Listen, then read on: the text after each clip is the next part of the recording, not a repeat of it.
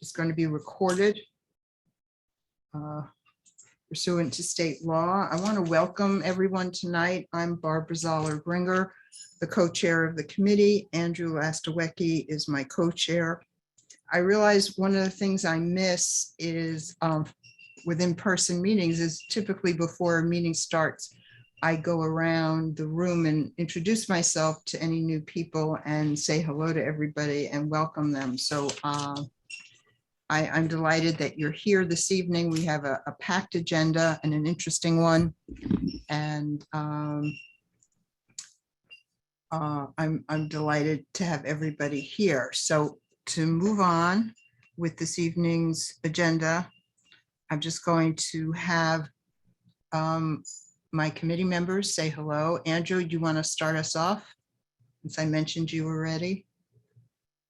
Hi, everybody. Jennifer, and thank you. To work. Oh, Jennifer, I want to thank you for taking the minutes this evening. Much appreciated. Jennifer Melby, member of the committee. And Lenny, I see you're here.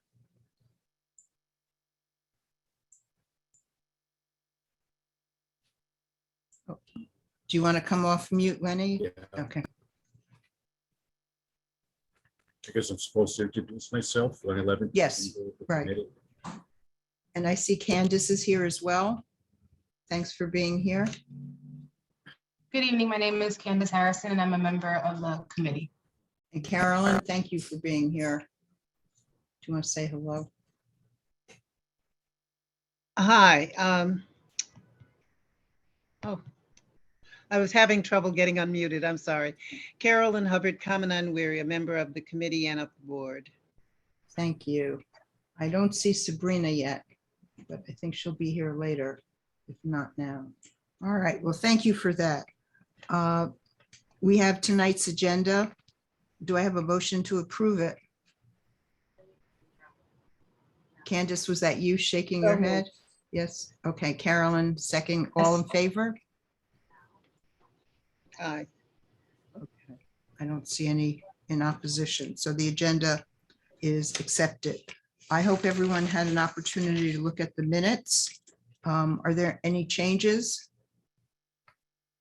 to the minutes? Okay.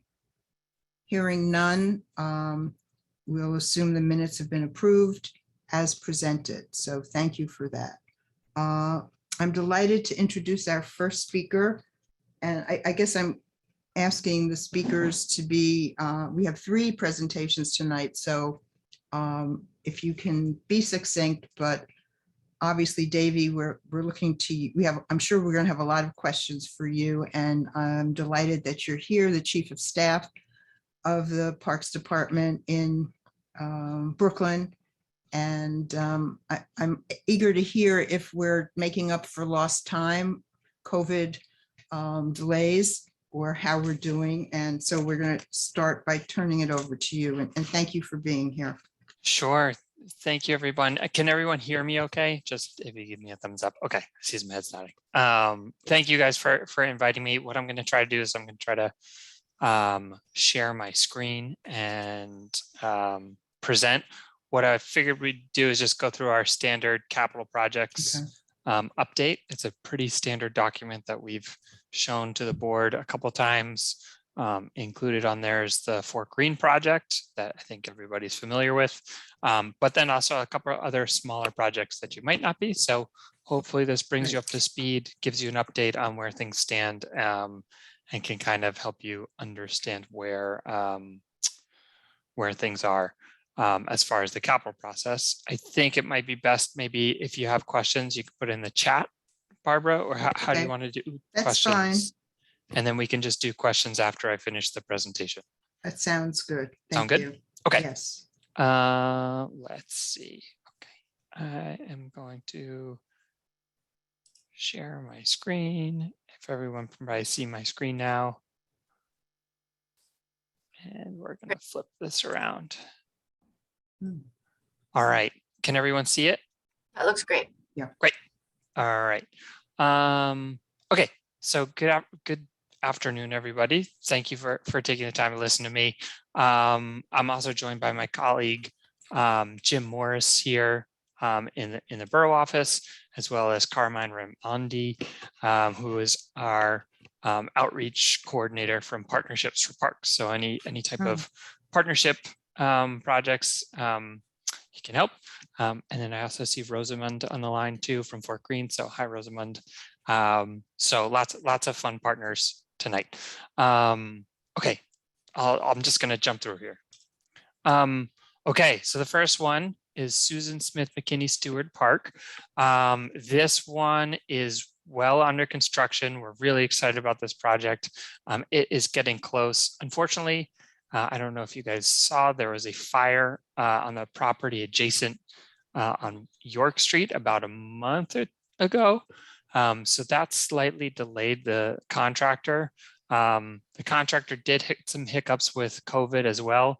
So it was supposed to finish in the spring, but now we're told summer. The latest we got from our construction team is that it's going to be done by the end of this month. So we can keep you posted on that as it goes. Whenever we find out that it's ready to be opened, we will notify community board too. So that's the game plan for us. All right.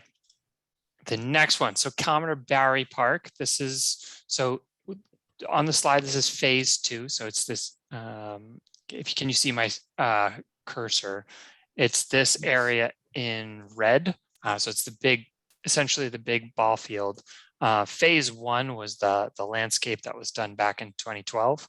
And then the future phase would be that playground and asphalt area on Flushing Avenue. So as far as the ball field goes, it got delayed a little bit because some site conditions were found in the ground, and so we made some changes to accommodate that. And so this is a huge synthetic turf field with sports lighting, so it drastically increases the amount of programming we can do on the site. We're really excited about this project, and fingers crossed, if all goes well, we are still on track for a spring 2023 start date. Any permits that we have on the field, I know it's a heavily used field. We're trying our best to repurpose it. Hopefully it kind of coincides with some other fields across the borough opening up.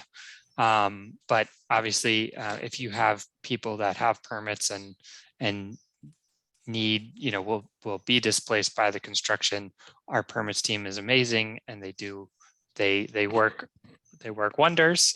So hopefully they can try to move leagues to spots where they can keep playing. Also at Comedy Bar, if you've been in Comedy Bar recently, you've probably seen the work around the comfort station. So this comfort station is getting a bit of a facelift. Included in that, it's basically just redoing the facade and then kind of streamlining the interior area to make it a bit more efficient and to accommodate a little bit more use. So we're excited about this project as well. It's an 18-month project, as most buildings are. So it started in the spring of 2022, and we hope that it's going to be completed by the fall of 2023. So that means it's unfortunately two summer seasons that we lose, but we've already put porta sands in place in the park for people to use. And Carmine has been working with the Friends of Commodore Barry to figure out ways to, all the materials that they had stored in the park, to figure out where they go and how they can continue doing programming in the park while construction is underway. Barbara, if you want me to speed up, just let me know, or if the space is fine. Okay. It's good. Great. Okay. Fort Greene Park. So Fort Greene, this is a big project. We've split it up into 3 different phases for a total of $24 million. How those phases work is you'll actually see 4 phases on this diagram. The first phase is that Willoughby entrance that was done back in 2015. So this gray area you see here. The second phase of work was to do some correct some drainage and correct some paths that were, I think everyone would agree, are pretty beat up. So I think this is the area of Lake Fort Greene, if I'm getting it correctly. And then as well as the paths on the Myrtle Avenue side and some of the landings for the stairs. The phase 3 project, which is in red, that's the big one. That was the big Parks Without Borders and the biggest scale. So that's actually this, the plaza at Myrtle and St. Edwards over here. And then actually this plaza on the top right as well. So that's Washington and Myrtle. So it's that whole edge, the entrance to the park, and then as well as this little staircase as well coming off of DCOB. The 4th phase is this area in blue. And so this was added when we had to do an environmental assessment statement. And I'm going to go through each phase right now. So if you just hang with me. So like I said, or I guess phase 2, which is the first of the phases in this project, sorry if that's confusing, is basically just path work and stabilizing some hillsides and working on drainage. So this one was put into the same contract as the phase 3 project, which is the Parks Without Borders project. So that's this plaza. Again, it's a plaza with drinking fountains, and it's redoing all this path work, as well as opening up the corner entrance to the street, and then also doing a new basketball court, brand new lighting, formalizing the picnic area, putting barbecue grills and coal bins, as well as a number of other amenities throughout the other sections in this phase.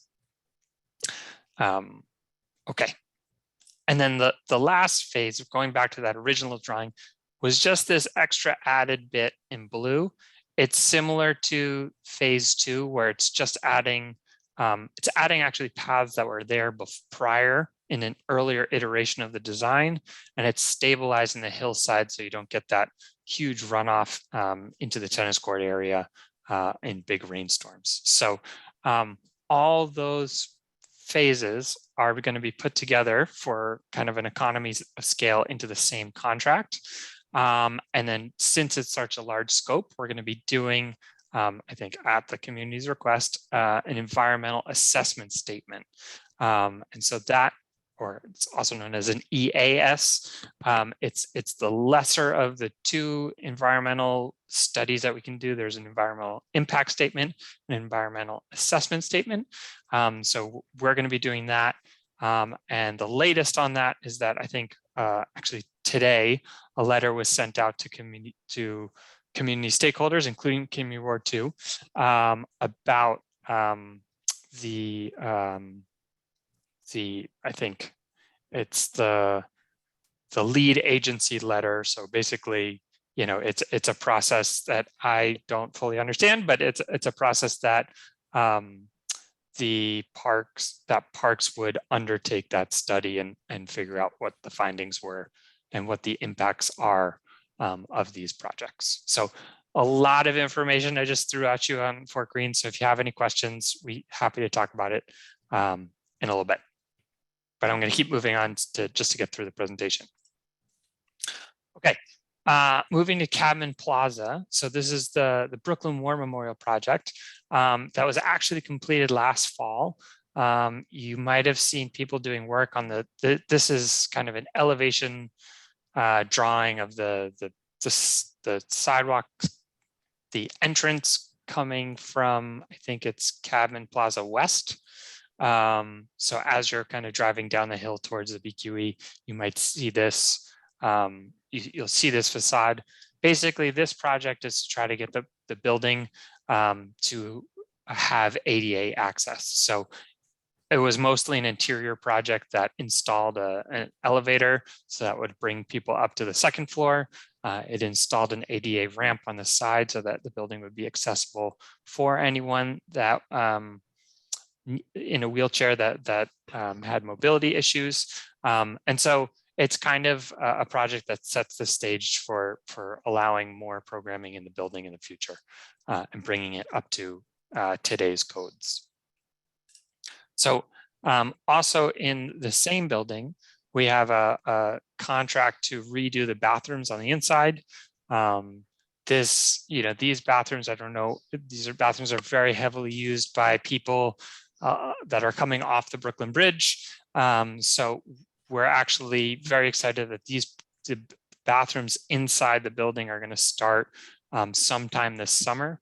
It's on a joint contract it's on a multi-site contract that's done by our citywide services group.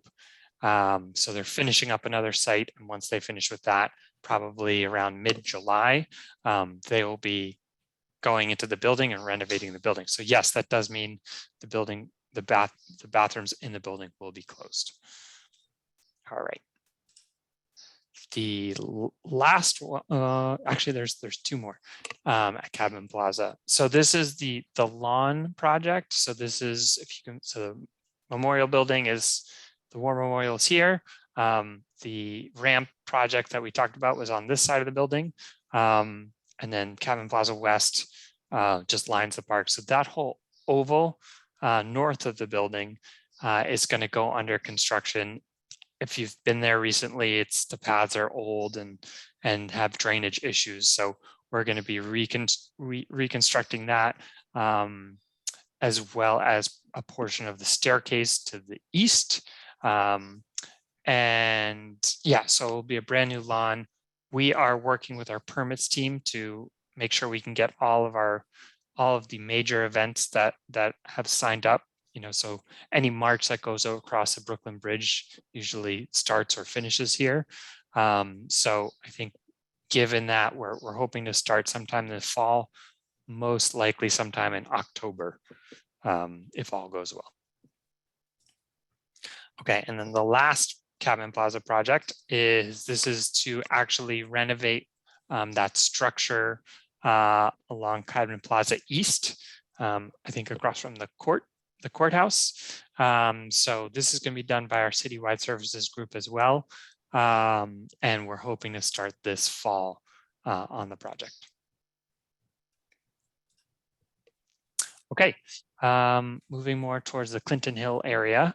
This is Washington Hall Park. So it's kind of one of those parks along Park Avenue in the BQE. It's a pretty straightforward project, just going to be redoing those two basketball courts, kind of just giving them a facelift. We're not going to be touching any other amenities in the park, but it was all that we had the funding for. So we're super excited about this one, and it gives us a lot more programming as well.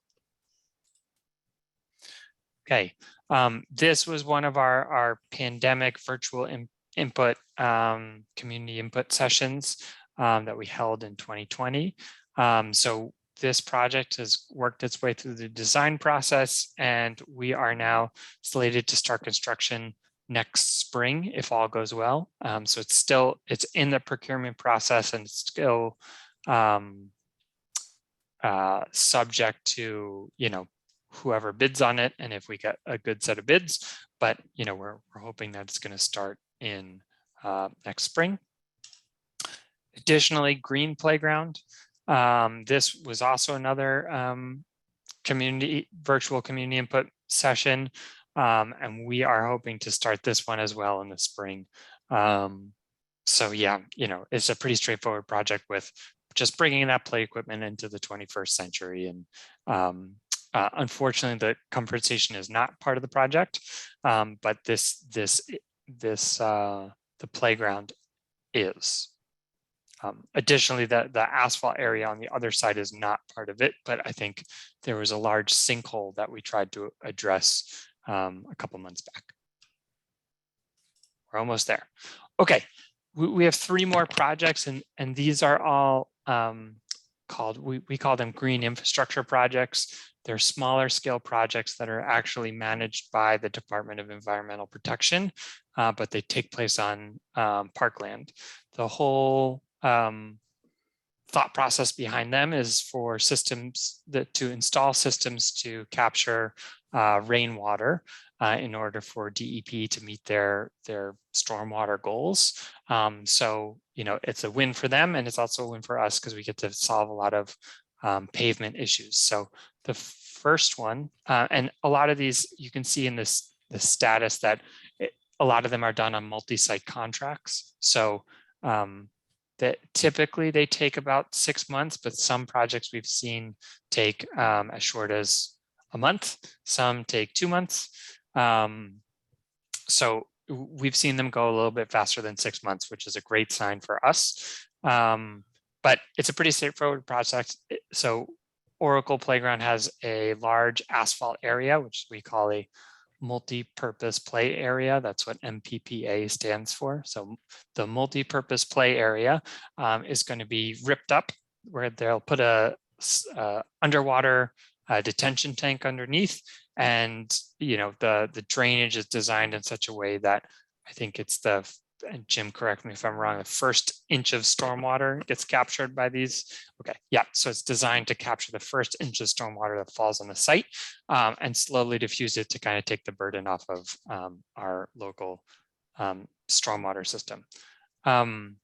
Another site on this list is Parham Playground. So this one is also slated to be happening in the fall. There are lots of issues with flooding, I think in specifically in this corner of the park, this bottom left section of the yellow. So we're actually trying a new practice at this site called pervious pavement. So we're excited to see how this holds up in Brooklyn.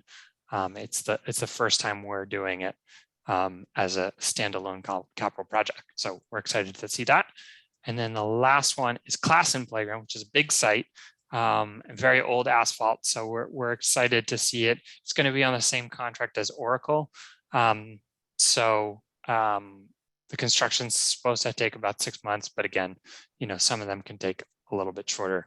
And when they are finished, they'll redo all the sport coating. The only downside is we won't get new basketball hoops because it's not in DEP's budget to do site amenities like that. So that is my whole presentation. I'm gonna maybe stop sharing my screen, and then I'm happy to pull up anything. I see there are some comments that came in through the chat, but I haven't been able to look at them. So yeah, I don't know, Barbara. Well, maybe we'll start with comments from committee members. I'm looking at the chat right now. Well, no, I'm not looking at the chat. Sorry about that. Now I am. I think Candace might have her hand up. Okay, let's start with Candace. I'm sorry if my connection is bad. I'm having some issues. But Davey, first, I just want to say thank you for the presentation. It was very informed, so I appreciate it. And I have a question for you about Commodore Barry Park. I was there around 2 weeks ago, and I entered from the side of the baseball field, and a game had just ended, and I noticed that the comfort stations were under construction, and I heard the players say, like, where's the bathroom? Like, I have to go to the bathroom. And I won't say where they said they were going to use the bathroom, but they did not know that the bathroom was under construction. I was there for the Myrtle Avenue pantry. They had a thank you party for all their volunteers. So I was there along with my mother, and we were like, oh, well, we can't stay here that long. Like, there's no bathroom. And then we kept walking further back into the park. And then we saw the porta potties like tucked away by the swimming pool. So my first question for you is, can there be some signage that tells people that like there are porta potties available there and where they're at? That's the first question. And number two, how will you deal with the influx of people that will be there for the July 4th weekend for the International African Arts Festival that's there every year? Because I think I only saw like 3 or 4 porta potties like tucked in the back. So That's a great question. Both of those are great questions. So the first one is we can definitely work on signage, and maybe Carmine, that's a project that we can take on, either working in conjunction with the Friends of Commodore Barry or maybe just doing it on our own, just to we have our own internal sign shop where we can whip something up. As far as the African Arts Festival, we've been talking to them. I was actually on site today to meet with the new organizers of Afropunk, because that is also coming back to the park, but later in September. Both events bring their own porta sands to the site, so to accommodate obviously the huge influx of people. Right now, I think we have 3 porta sands out in the park. If there are other times where you think we need more, like holiday weekends or something like that, we're happy to, we have a contract through the city that supplies them. The reason they're located there is because that's where they can get their truck in, and we try to minimize trucks driving through the park to make sure that, we trust the truck driver, but obviously the more we can limit that, the better, because they are contractors as well. Did I get both of those? Yes, you did. Thank you. Sabrina, you have a question? Yeah, I have a comment. Davey, thanks for your presentation. I'm on the Parks Committee.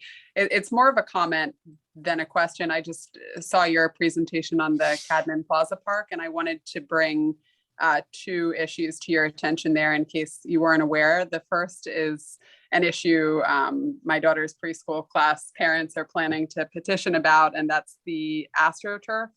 Apparently has toxic, debatably toxic chemicals coming through the AstroTurf in those little crumb rubber pellets. Yeah.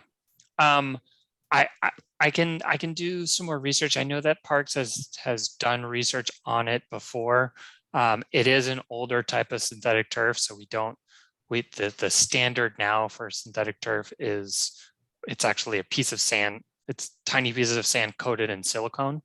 But I think we have done studies or I think there is some literature that the Parks Department has put out, so I could try to find you links for that. I know that we've been in chats with Councilmember Ressler to try to find money to renovate the turf field, but it is like a 3 to 4 year process, even if we have the money today. So it's a longer process, but I can try to get you, I can follow up with some literature about crumb rubber and the crumb rubber that was used on New York City Parks turf, if that would help. Yeah, that would be great. Okay. I'll look for that. And then the second issue is that the sprinklers at Walt Whitman Park have been turned off. I understand it's due to a leak, but I'm not sure of the cause. That was something I think I put in the last fiscal request, but I know I sorely missed that. I know. That sprinkler, and it's the only one in that area. Yeah, we're aware of the issue. Jim and I were actually talking with our, we have a citywide services crew that does these types of renovations. So we're trying to meet with them this week to see what the price to renovate it is. The issue with the sprinkler is not that the sprinkler doesn't work, it's that the drainage ends up flooding the courthouse next to it because there's a break in the pipe somewhere. They've identified, I think they tentatively think that it's somewhere in the street. And at the point where that pipe enters the street, it's like 12 feet underground.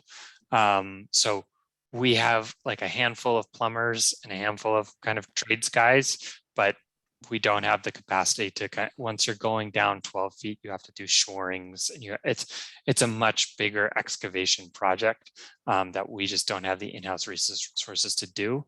So it would have to be a contract. So the unfortunate truth for us right now is that we can't turn it on without flooding the courthouse building.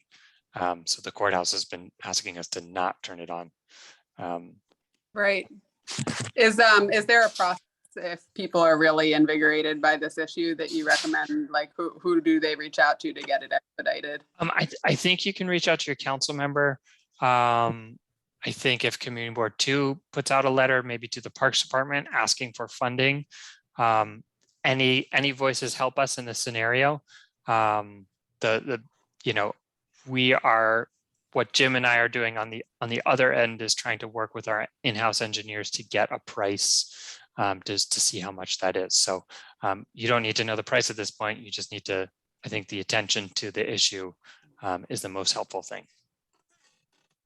Sabrina, you certainly could put it in the statement of needs. I think I did last year too. Okay. I will again, thanks. Yeah. Yeah, but Okay. yeah, I think the good news is not good news, but the thing is we've identified where the break is. It's just the fix is not a straightforward one where we can just, with our in-house people, put a work order in, put them on the job. It's a bigger issue because it's so far deep into the ground. Understood. Thank you. Yep. Suzanne, I see you had a question. Yeah, I have a couple just piling on what Candace and Sabrina said. First of all, and hi, Davey. Happened to be talking about toilets at Cadman Plaza, at Commodore Barry yesterday. I don't know, these are the conversations I'm having. Welcome to our world. Yeah. Yes, Yep. yes. So, and definitely with the closure. So echoing what Candace said, and the community board is having a health fair there on the 25th of June. Okay. So it would be really great if there was at very least some signage that could be in place for that. So I wanted to mention that. I wanted to also corroborate what Sabrina said, that I've also had people coming to me about the turf at Cadman Plaza. So that definitely seems like an important issue to the community. And then just also corroborating on that sprinkler, that I think has been about, I don't know, time flies, right? I feel like 3 years. It's been a long Yeah. time. And we at first tried to just run it at a lower capacity to hope that it wouldn't flood, but unfortunately it still happens. Yeah, I wonder, because it sounds like it's bigger than what your plumbers can deal with, but not a huge project. I wonder if it might be good for participatory budgeting. If it might be sort of in that range. It's probably going to be, so for us,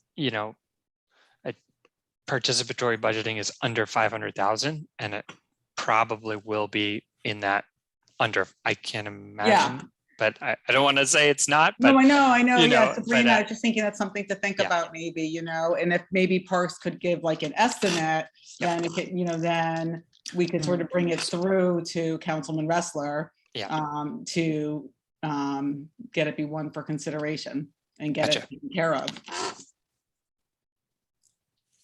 That's it for me. Thank you. Thank you. All right, Juan Salazar, I see you have a question.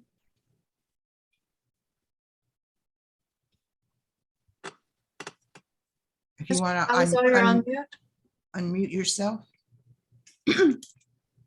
I do. Sorry. We can hear you. Yeah. Yep, go ahead. Oh, yeah. No, my question was, I think on the first slide you had was about the park down by the York Street subway station. Right. Yep.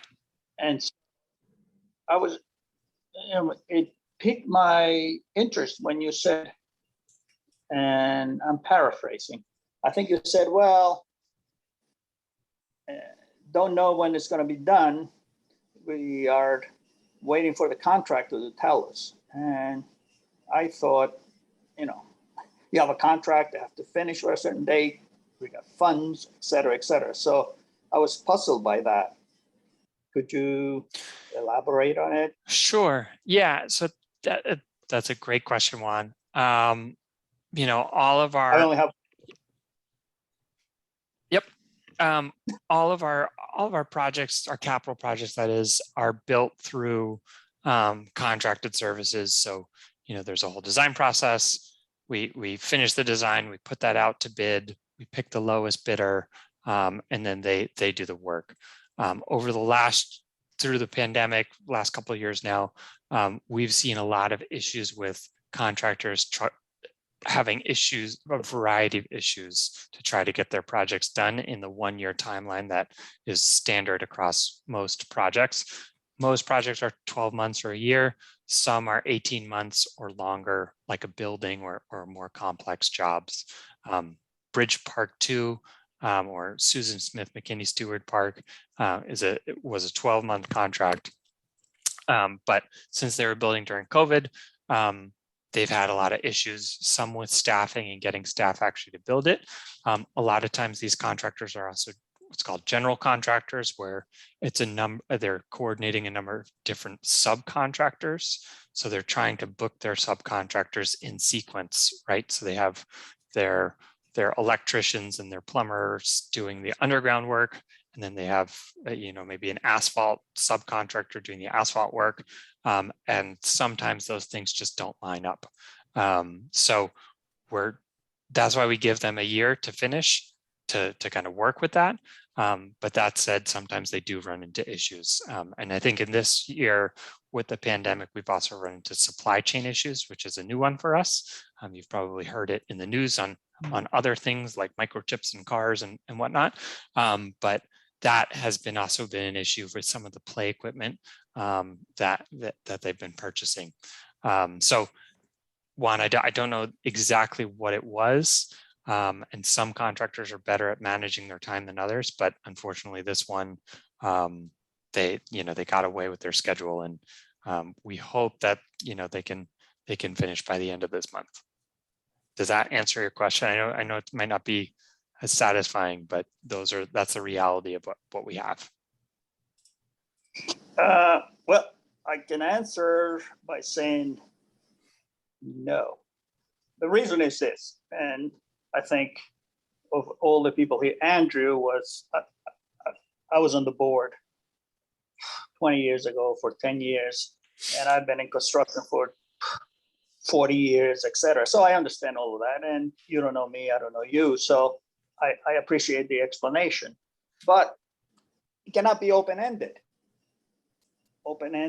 to any of these contractors. What I mean is, you have a contract, and if they don't perform, otherwise it could be forever. And then you can come back next month and 3 months, etc. So I think the other slides and explanations and COVID has become, an explanation. So I was not, because I'm a Brooklyn resident, I've been here forever.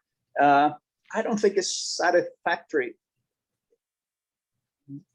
On the other ones, maybe, but this one, I think they either put up or shut up and you get somebody else, and et cetera, et cetera. So it's not, it caught my attention because I did not like the presentation, and frankly, you gotta explain something, but I think gotta push them. Okay. Does that make sense? Absolutely, and we'll do our best to push the contractor. I'll just say, it's not as easy as the private sector where you can just get rid of a contract that you don't like, because if we do have a contract that has issues, one, we have to document all those issues. We have to give them a chance to rectify those situations. And then we have to start the default process. So I don't know if you ever worked construction on public jobs, but the default process is kind of a very lengthy process. And once a firm gets defaulted, it has serious ramifications for their whole kind of business enterprise with the city. At that stage, even if we were to go through all those processes and default the contractor, then we'd have to restart the 9-month procurement process again, which, then we're talking, a 2-month delay on a project becomes now sometimes a 14-month delay project. So those are kind of, unfortunately, the realities we're dealing with, but we'll take your feedback and try to push them as best we can. Just one last just one last little thing. Yes, thank you for your answer, but I've been a construction lawyer for a long time. So each one of those contracts has a bond, and therefore a performance bond, and you understand that, and therefore we call the fee, and then they perform. If they don't, I'm not trying to whatever, but I'm usually the lawyer representing either a private or public enterprise, a contractor. So I'm a citizen when it relates to community board too. Therefore, I can help you out. I can tell you who you talk to, because every contractor in the city of New York has a bond. They have to perform. If they don't, we go to the surety, which is an insurance policy, right? And I don't have to explain the whole thing. So I'm just saying, let's not get off. Let's push this guy, et cetera. But thank you for your explanation. I don't want to belabor you. this or Yeah. get in the middle of it, but it was my understanding that this park was going to be ready at the beginning of June. Now it's going to be the end of June. I don't see any significant difference in that. It sounds pretty timely to me. It's not as though it's 6 months delayed. It was So- April originally, Barbara. April? Just- Okay. Yeah, yeah. Yeah. All right. Anyway, I want to go on to some other questions. I see in the chat, we have some questions about suggesting, could you do bathroom renovations off season? Yeah, I think that might piggyback well off of Juan's comment. So Nora, I see your question about doing the bathroom renovations in the off season. Definitely makes sense.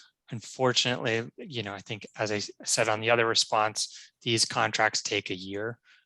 We're obligated to give the contractors a year. I wish it weren't the case. I wish there was a better answer there. But yeah, so you end up losing a season, a summer season either way. So I'm not sure if it was the Cadman bathrooms or the Commodore Barry bathrooms or both, but you kind of end up losing season either way. And then actually we have at least two new board members here tonight. We hope they'll consider joining our committee, but in any event, we're delighted to have them. And Andy Dieterich, is that your name? Did I pronounce that right? You do that on the first try. Nobody gets that right. I read, good. Well, I'm used to people mispronouncing my name, so, but, and we have Melinda Rasco. So welcome to both of you. And as I said, we'd be delighted to have you join our committee. Now, Melinda, you have a question, and maybe Davey, you can quickly explain the difference between the EIS and the EAS for those who are new to that. I have to admit, I'm sorry, Melinda, I am not extremely, it's a very technical process. I don't know if anyone, maybe Taya, do you know the difference? Having dealt with other land use issues, the difference between an EIS and an EAS. The only thing I know is that one is more, that EIS is more involved for bigger impacts, and then the EAS is a more minor study. Taya, did I get that correct? Davey, that was a perfect and pretty succinct summary. It is very complicated. I dropped the DCP link overview page about the CEQR and environmental review process in the chat for folks. It's not light reading though. In other areas, I'm sure it's very similar. The AS is related to the incremental change, and the IS is a comprehensive assessment of the whole environment, something along those lines. All right, Suzanne, do you have a quick question so we can move on? Yes, just with regards to turf replacement. I know I put the request in several times in this meeting. I don't know if we formally requested, Davey, to get a schedule of turf replacement in this district, because our understanding is there is actually like a schedule that turf is replaced in the parks. I wouldn't. So, I mean, I think one thing to understand is that we don't have a set capital budget. All the capital money that we get is from either elected officials or the mayor. We are a mayoral agency, but we don't have a baseline capital budget. So it's not like we get to pick Park 1, then Park 2, then Park 3. All right. And then we Okay. hop. So yeah. So we don't get to do that. So that's capital turf replacement, not that's capital. And Yeah. then so what we do have is through our citywide services unit, we do they have their own multi-site contracts, which are essentially they are capital projects. They're just managed by a different group. Those are more on a replacement in kind basis. Bushwick Inlet Park up in Community Board 1 has been a long time coming, and it's finally happening. So those sites, we do have like a list of them.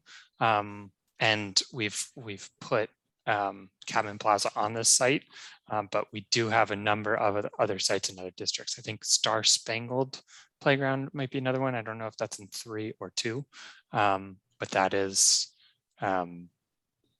another one on our list. For Cadman, so in general, any of the large turf replacements, it's a 3 to 4 year process, but it's not, and it's on a list, but it's not officially timelined yet.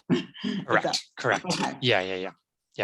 Okay. So that's great. it's I think it's good to think about it as a 3 to 4 year timeline for a capital process. Sometimes those citywide contracts do move faster because it's just doing, replacement in kind rather than comprehensive design of the turf and all the paths around it.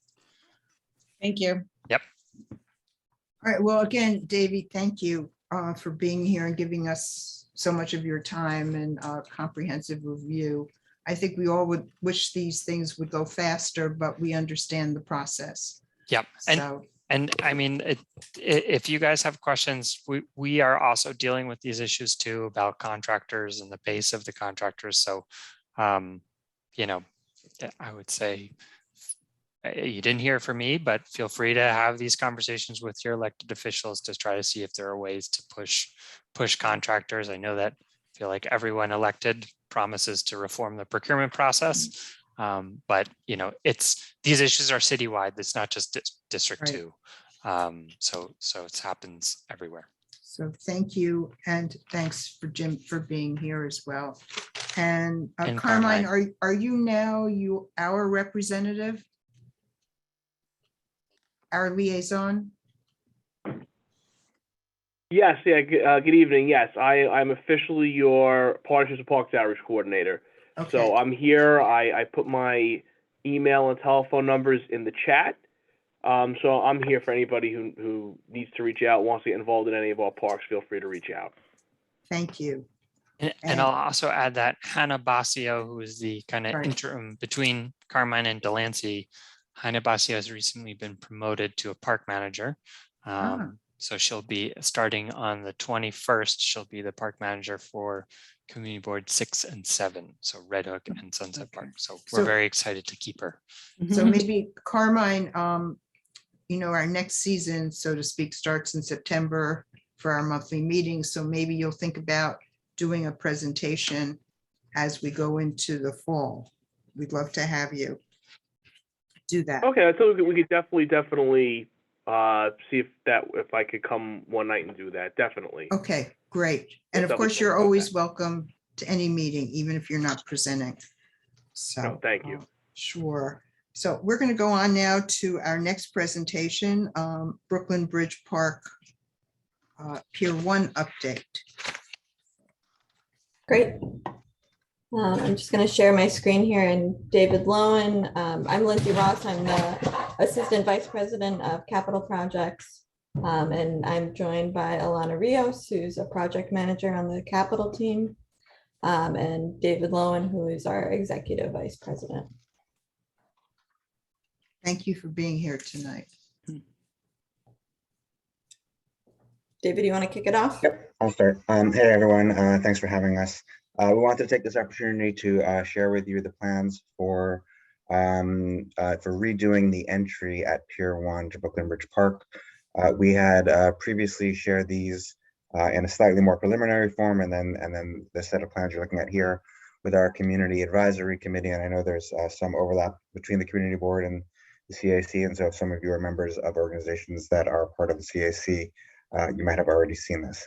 But we did, but it's a big enough project that we definitely wanted to bring it for you guys, to update you guys on it as well. Lindsay, if you, just to orient everyone, we are talking about the area, there you go, Lindsay, the area that is highlighted in the red outline.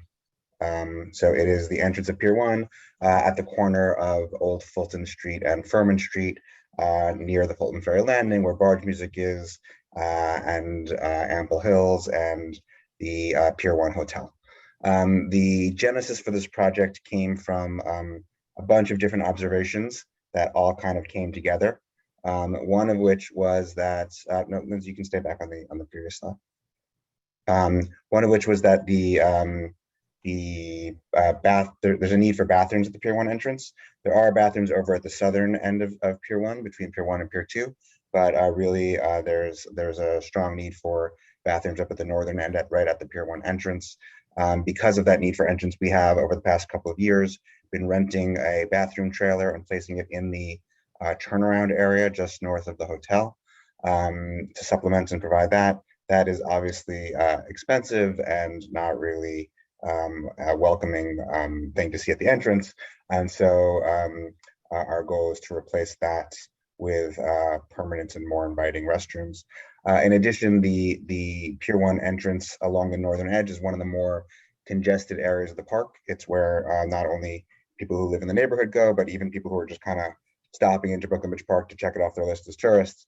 You know, this is the route they take, is kind of coming up from Old Fulton and Furman up to the northwest corner of the pier. And that entrance there gets very congested, especially during the nice weather weekends. And so there was a desire to widen that pathway to provide slightly more capacity. Architecturally speaking, the overall entrance to Pier 1 lacks what I would say is a kind of sense of arrival. And so it was our goal to kind of create that. There is a concession space in the Pier 1 gatehouse, which is the Lismonade space, but it is very kind of cramped and small and therefore does not have a lot of utility. And so there was a desire to increase the size of that concession a little bit, and also to create a meeting spot, a place where people could sit and gather right at the entrance as well. The last two things that we were noticing was that the bike path, which comes down from our main greenway spine, comes down right around there, right on the pathway that Lindsay's showing with the arrow, where it kind of hits the Furman Street. It's not so clear. We have a lot of bike, pedestrian potential conflicts there, and also people who are on their bikes. It's a little bit confusing to understand how you're supposed to continue beyond that.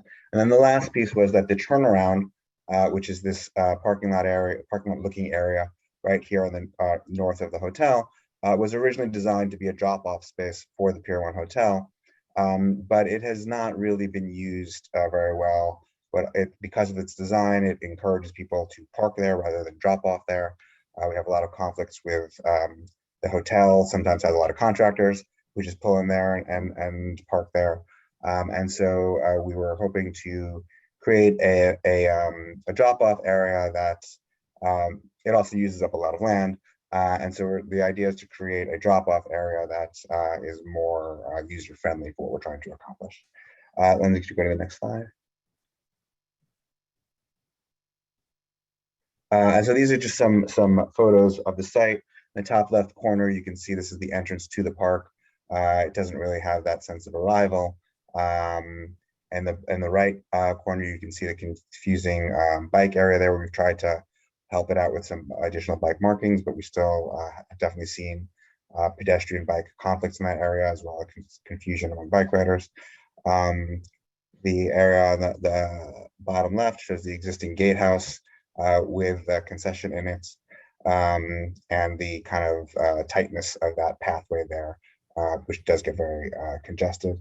And then I think the last photo was just showing kind of overall on the bottom right what that looks like. It's a picture from the hotel rooftop. You can see all the kind of land that the turnaround takes up in the bottom right corner of that photo. I'm going to turn it over to Lindsay, and she's going to be able to walk you through the new plans that we put together to kind of integrate all of those issues that I've raised. Yep. Thanks, David. So last year we engaged Todd Williams and Billy Cien to complete a massing and circulation study of the concessionaire building. And so this concession building also holds park utilities and mechanicals. So not only were they looking at, size and location of where we could move this building, but they also looked, as David mentioned, to pedestrian flow, bicycle traffic, and vehicular flow. And so since the completion of that study, Todd and Billy's team have begun design of the new building, and they're working alongside our long-term architects, Michael Van Valkenburg and Associates, to come up with a proposal that's holistic and is integrated with the surrounding landscape, And what the two teams have come up with is very exciting. It's a vast improvement to what's there, and it addresses all those issues that David just outlined. So the new design takes advantage of that unused turnaround space that we were just looking at in the Google image. And it moves the existing condition kind of south into that area. And it also brings it up. It brings it up above the floodplain, elevating it so that our mechanicals and our utilities aren't in the flood zone. But by bringing everything up, we've created this kind of grand gathering space that marks the park entrance and provides a space for visitors to enjoy the amazing views that the park offers. And so the concept here is this urban bosque. There'll be a large pavilion over the new building to kind of protect pedestrians from the elements, but the canopy will be surrounded by rather tall trees to create a really intimate and park-like experience. The two structures beneath the canopy, the small building here is a expanded concession, and then this larger building will be those badly needed park restrooms that David was describing. So as a pedestrian, you can come sit under the pavilion on some cafe tables and chairs, order from the concession, or as a pedestrian coming into the park, you can sit on this new bleacher seating, look out at the Brooklyn Bridge or the Manhattan skyline, wait for the ferry, enjoy an ice cream. So there's all these different elements. And we're really, like David mentioned, marking the entrance as this grand space that, that it really deserves. Pier 1 by far is our most populated entrance. We see about 5 million people throughout Brooklyn Bridge Park from Memorial Day to Labor Day, and the vast majority of those people come through the Pier 1 entrance.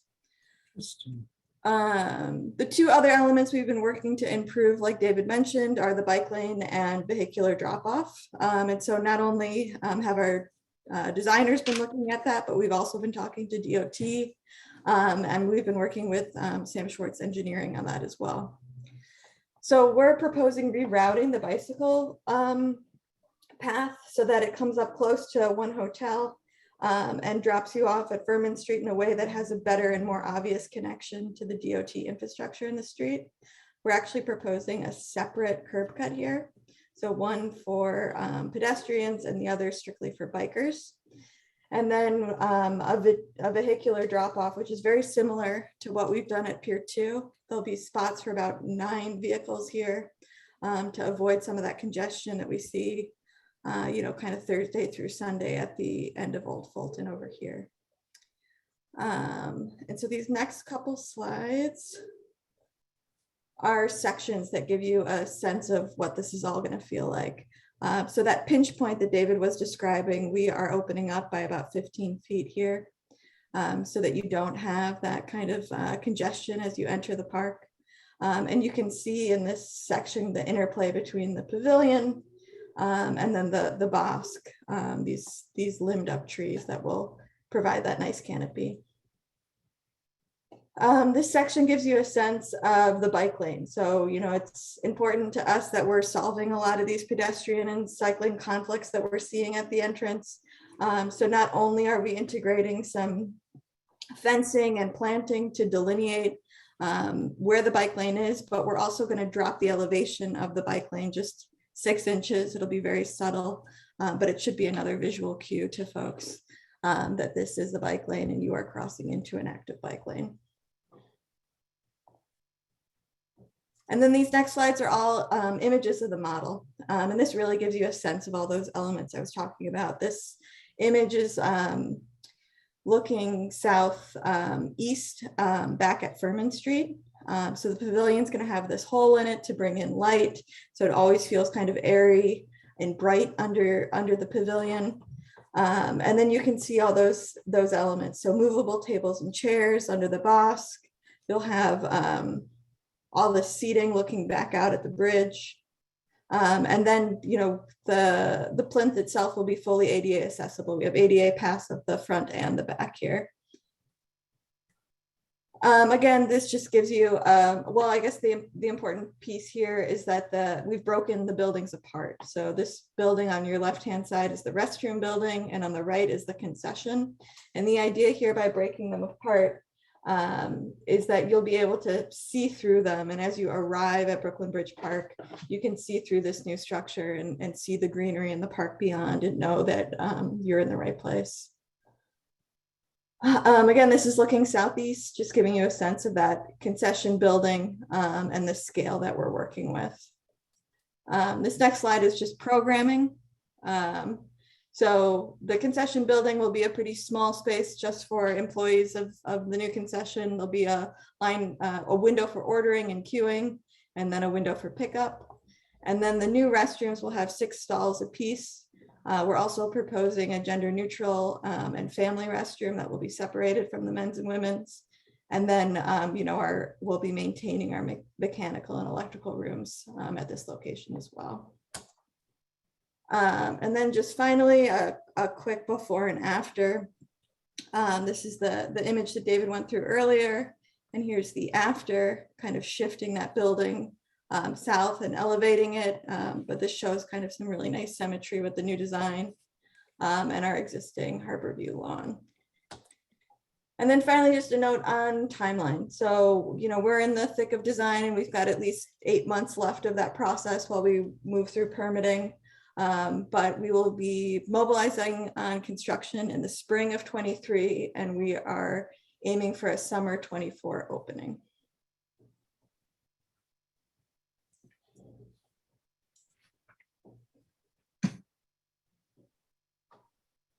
This really looks beautiful. So Thank you. We're really excited about it. I think it solves a lot of our issues. And as David mentioned, really gives you that, that sense of arrival. Yes, definitely. So are there any questions from committee members? I don't see any hands raised. Questions from anybody else? I have a quick question, if I may. Sure. Is the only pedestrian entrance that space to the right of to the north of the concession stand, between the concession stand and the water? You mentioned a pinch point earlier. It still seems rather tight. Your people in your model are nicely dispersed, but there's a lot of there's always quite a crunch to get in and out of the park, especially on weekends. Is all the pedestrian traffic routed through that same corridor? So we are opening this up an additional 15 to 20 feet. That's being refined now. But you will be able to enter all kind of along Furman Street. So you'll be crossing the bike lane here, but you can also now walk up along the hotel and enter the park that way as well, which is possible now, but is a little more hidden and maybe not obvious because you're walking through that parking lot. Yeah, it's probably fine. I'm sure you guys are bearing that in mind, but you know what it looks like on a weekend with the joggers going in both directions and everybody else. The existing pathway right now, I believe, is, Lindsay, correct me if I'm wrong, it's a little less than 20 feet. And of that 20 feet, there's actually some bike racks that are within that space that narrow it even further. So we are bringing that, there you can see it in the photograph. So we are removing those bike racks to take them out of that main thoroughfare to give additional width there. And we are also, because we're replacing this building, we're moving it back and we're adding an extra 10 or 15 feet to that. So it should be a pretty significantly more generous space. Okay, good. Thank you both. Yeah, I just wanted to say, as someone who uses that bike path, when you get to the end of it, sometimes it's hard to see that someone's coming in. So it sounds like this is going to address that issue, opening it up more. And I just, while I have you here, is there any thought ever given to creating a bike path at the entrance at Joralemon? It just seems so strange to me that as soon as you get in the park, you can get on the bike path, but there's no bike path at the entry to the park. At the corner of Joralemon and Yes. Furman. Yeah, the problem with the entrance at Joralemon and Furman is that there are buildings on both of those corners, 360 Furman and 334 Furman. And so that makes it kind of tight right at the corners. So the way the bike path is designed, that is if you kind of stay on Drollman and get to the end of Drollman, right near the ice cream hut, that's really where you would kind of get into the park bike path. It just, the geometry of the space makes it really hard to kind of bring the bike path down Drollman right there. So It's are also there, that Drollman is a one-way street at that point going towards the water. right, So it's more of an exit from the bike path than an entrance into the bike path. right. It's just, if you're on a bike, you just have to, there's no path between Furman and getting to the bike path. So it's just, all right. Suzanne, and then I don't know, are there any other board members who have questions? Oh, Andrew. Oh, let's Yeah, go to I do. Let's go. Betty. All right, let's go to Andrew first. The question, mine is not going to be a question regarding what we're looking at, but Well, just. let's try right now to focus, despite what I Well, just it said, is- but it's- let's it focus is- on this design that we're looking at. Okay. Okay. And then if we have time, we could come back. All right, Suzanne. I don't have a question. I have a question, a Brooklyn Bridge Park question, but not about the design. Okay, no. Look, Juan, do you have a question about this design? You're muted at the moment. Oh, I do. Okay. I do. And can you hear me? Yes, we can hear you. So the question is, it's kind of what Andy mentioned, meaning I walk there every day. So if I'm looking at Pier 1 next to Barge Music, and the space in Barge Music and what is now the concession, which will no longer be there, seems to be the same width. And then, but people have the choice to go that way or go around to the left. Now that's going to be limited to bikes. So, and there's steps, etc. So in my mind, I'm thinking that it's less freedom of movement, if I can use that expression, to walk around. I mean, I know there's steps, etc., but it seems to me that we are losing space for people to walk. So I know maybe there was confusion, Juan, but this space here is almost being doubled from what's existing. Yeah, and so that's, scale. Open that up.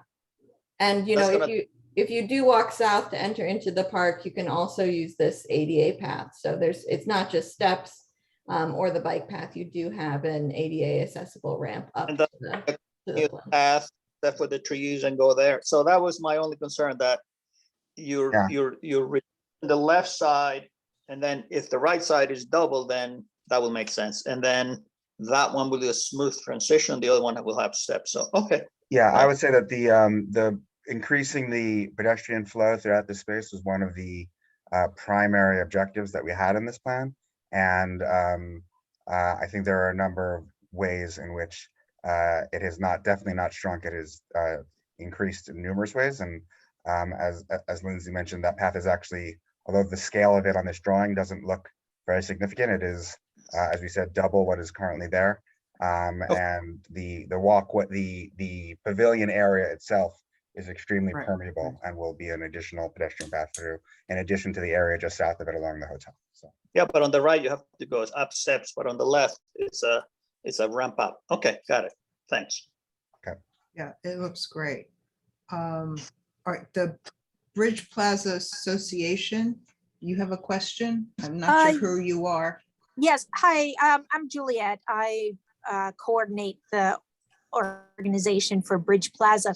I noticed on the new rendering, the proposed rendering, there was a heavily used water fountain that was next to the bike rack that is proposed to be removed, but I don't see it as being moved anywhere else. And I was wondering where, or if it'll be replaced or something. So as you're walking through that way, you could fill up your water bottle, give your dog water, whatever. It's not annotated here, but we are moving them to the back side of the building. So right at the entrance to the restrooms, there'll be drinking fountains and bottle fillers, which is kind of consistent with what we've done throughout the park. At every restroom almost, we have a fountain there now. Okay, so it won't be on the pathway, it'll be within that little complex. Exactly. Okay, thank you. Betty? Yeah, thank you. Congratulations on the design. It looks very promising. I have a question about the trees. The rendering shows mature trees. Are you planting mature trees, or are they going to be little trees that take 20 years to get to that size? Somewhere in between. So we're looking at about 5 to 7 caliper trees that we're already in talks with the nursery on on limbing them up for us, so that while it won't look like this on day one, it's not going to take 10 years, but we'll get to those heights in a few short years. But will it be the same tree, or will it be a variety of related trees? So we're looking at 2 varieties for the bosque. We're looking at ginkgos and honey locust. And ginkgos, I think are traditional kind of park entry trees that you see all over New York City, and honey locusts have been used throughout almost every section of Brooklyn Bridge Park. So it'll feel very much like the rest of the park. And not the ginkgos that drop. Not the stinky ginkgos. Not the Right, stinky thank you. ginkgos. Yeah, Great, and we thank have, you. throughout the construction of Brooklyn Bridge Park, we've been trying very hard to kind of meet the middle ground between trees that are young enough that they can be planted and still thrive. Because if trees get too old, then it's hard to move them or plant them, but big enough to provide shade as soon as possible. I think you can see in areas of the park that we built at Pier 1 are now only 10 years old, and many of those trees are providing a great amount of shade and have been for years. And so what we found is, as Lindsay mentioned, trees that are about 6-inch caliper fit that kind of middle ground for us really well. And season 1 may not be that great, but by the time we get to season 2 or 3, they're really starting to feel much more mature. And so that's the design intention here. Yeah, I would just add that I was literally amazed at how quickly the trees that were planted when the park opened just were incredible. The shade and the extent of them, really in a year or two, really it was amazing to me. And so I have no doubt that this will be a similar. Right. Suzanne, you had a question?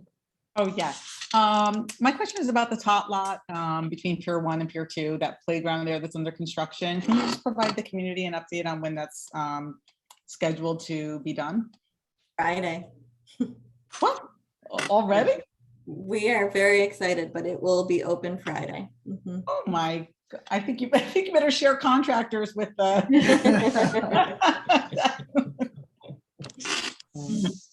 Nora Macaulay, you had a question? Yeah, the Parks Department has a lot of red tape that we don't have, and we are very sympathetic to their plight. Nora, you had a question? Yes, I just wanted to know, have you done counts to know how many bicycle racks to have? And will that be easily increased if necessary? So we, I don't know that we've done specific counts, but we are aware of the fact that the bike racks at the Pier 1 entrance are heavily used. And it is our intention to maintain that number and actually increasing it somewhat. You can see in the image that is up on the screen right now, over on the right-hand side, is where we've created a bunch of bike racks. And we're currently working with the designers to create a second bike rack location that is a little bit closer to the entranceway and more visible when you first get into the park.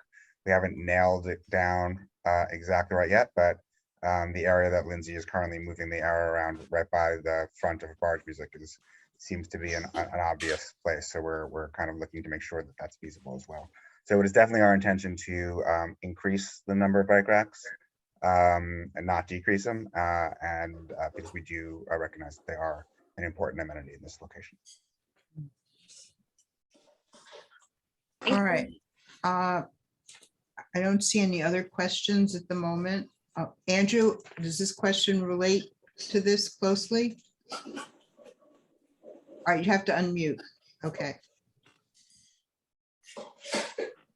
Very closely, only because it's the property right next door, and it's not a big Okay. issue.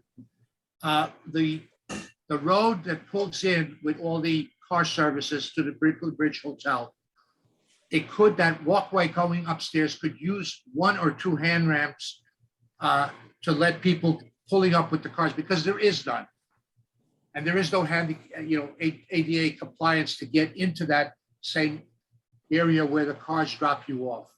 So, I mean, if the Brooklyn Bridge Park Corporation could mention to the hotel, it's not a costly item, just to put 1 or 2 handrails leading up from where the cars drop off passengers.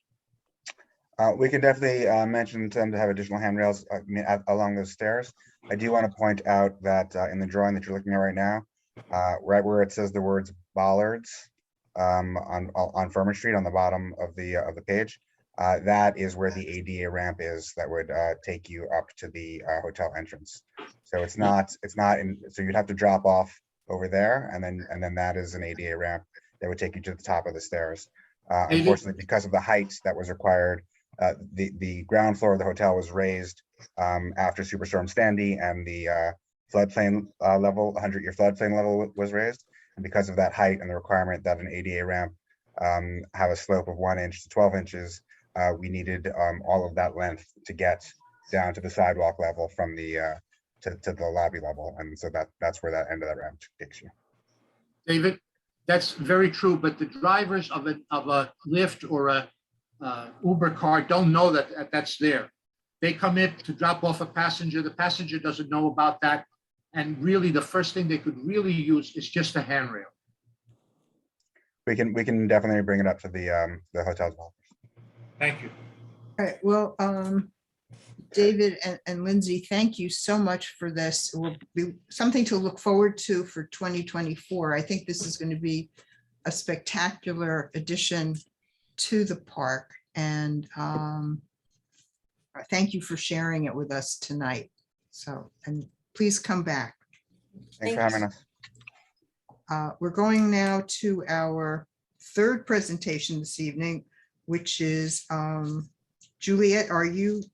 No, you're not here, but the Bridge Plaza Community Garden, Charlie Reynoso, who's the Senior Engagement Manager. Thank you for being here. Hello, sorry about that, had my computer on mute. My name is Charlie Reynoso. I'm the Senior Engagement Coordinator or Senior Engagement Manager at New York Restoration Project. If you're not familiar with NYRP, we have 52 community gardens across the city. One of them is the Bridge Plaza Community Garden, located at 163 Concord Street.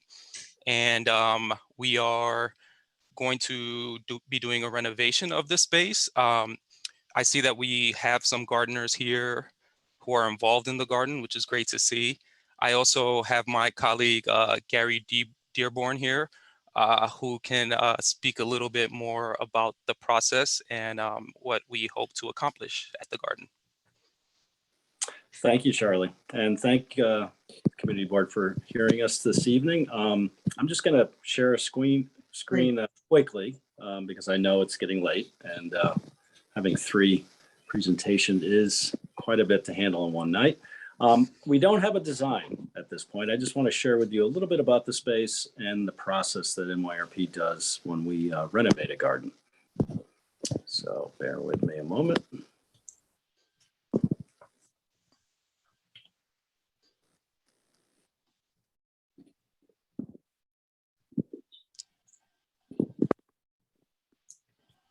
Okay, can everyone see that image?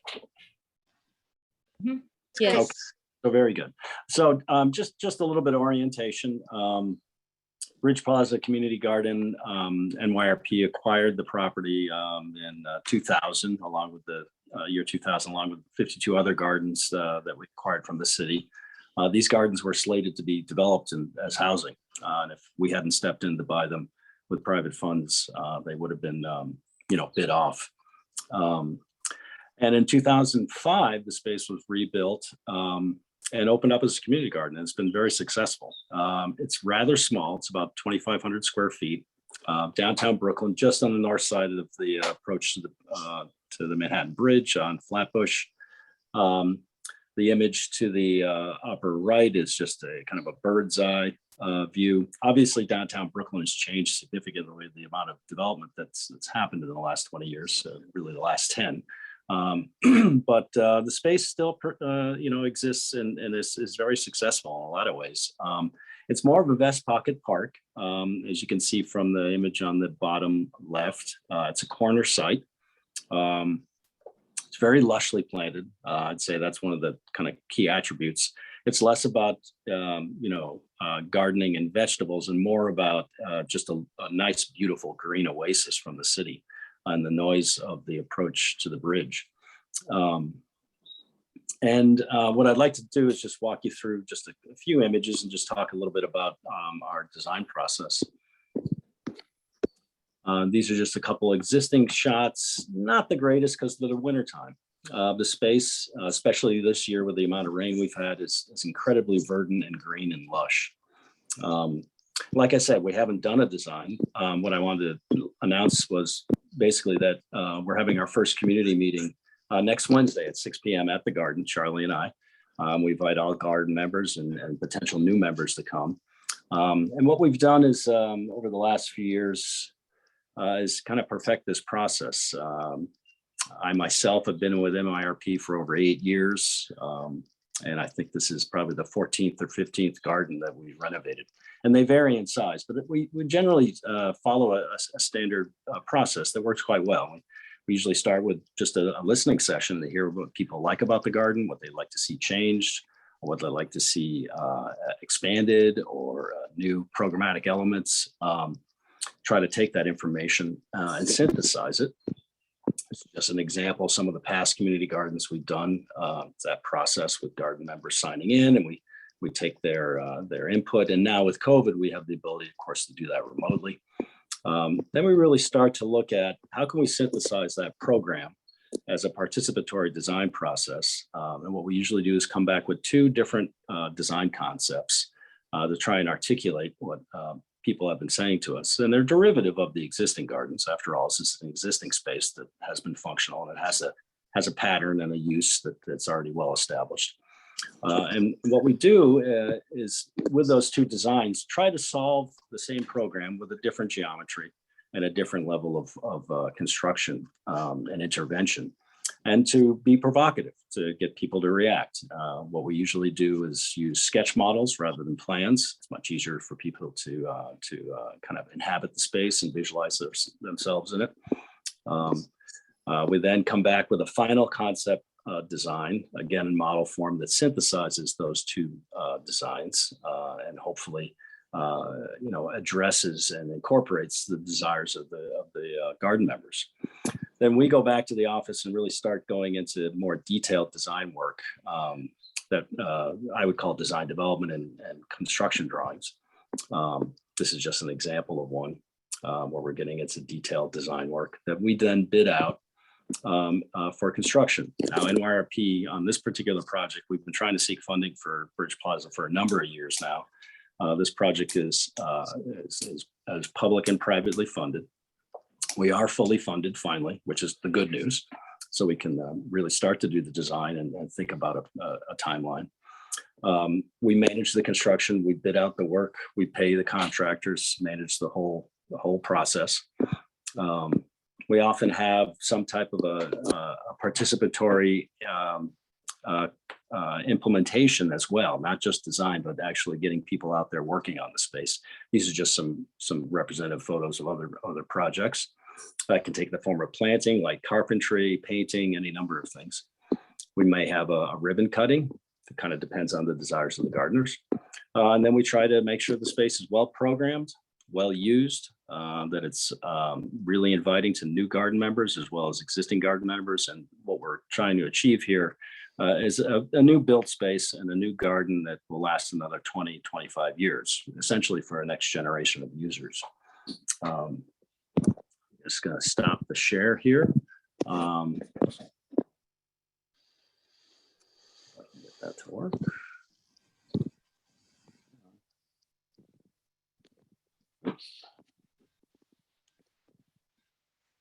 Okay. So as I said, next Wednesday, we'll be out on the site. I know we have some gardeners here and former board members. Juan, Juliet, we're hoping to see other folks out there. I'm a licensed landscape architect. I work with a licensed landscape architect on staff. We have a group of contractors that we bid this privately through that have a good deal of experience with this type of work. Our schedule is to hope to get through the design process this summer. And then when the garden season generally winds down, which is the end of October, we go into construction. The goal would be to be able to do the construction through the fall, winter, and early spring, and then reopen again with the new rebuilt space April of next year. So that's basically what I wanted to introduce to the board. I'll take any questions, and if let you know that we'll definitely be reporting back on how we do with our on-site work. This sounds wonderful. Any committee members have questions? Or board members? Yeah, I have a question. Sure, Betty.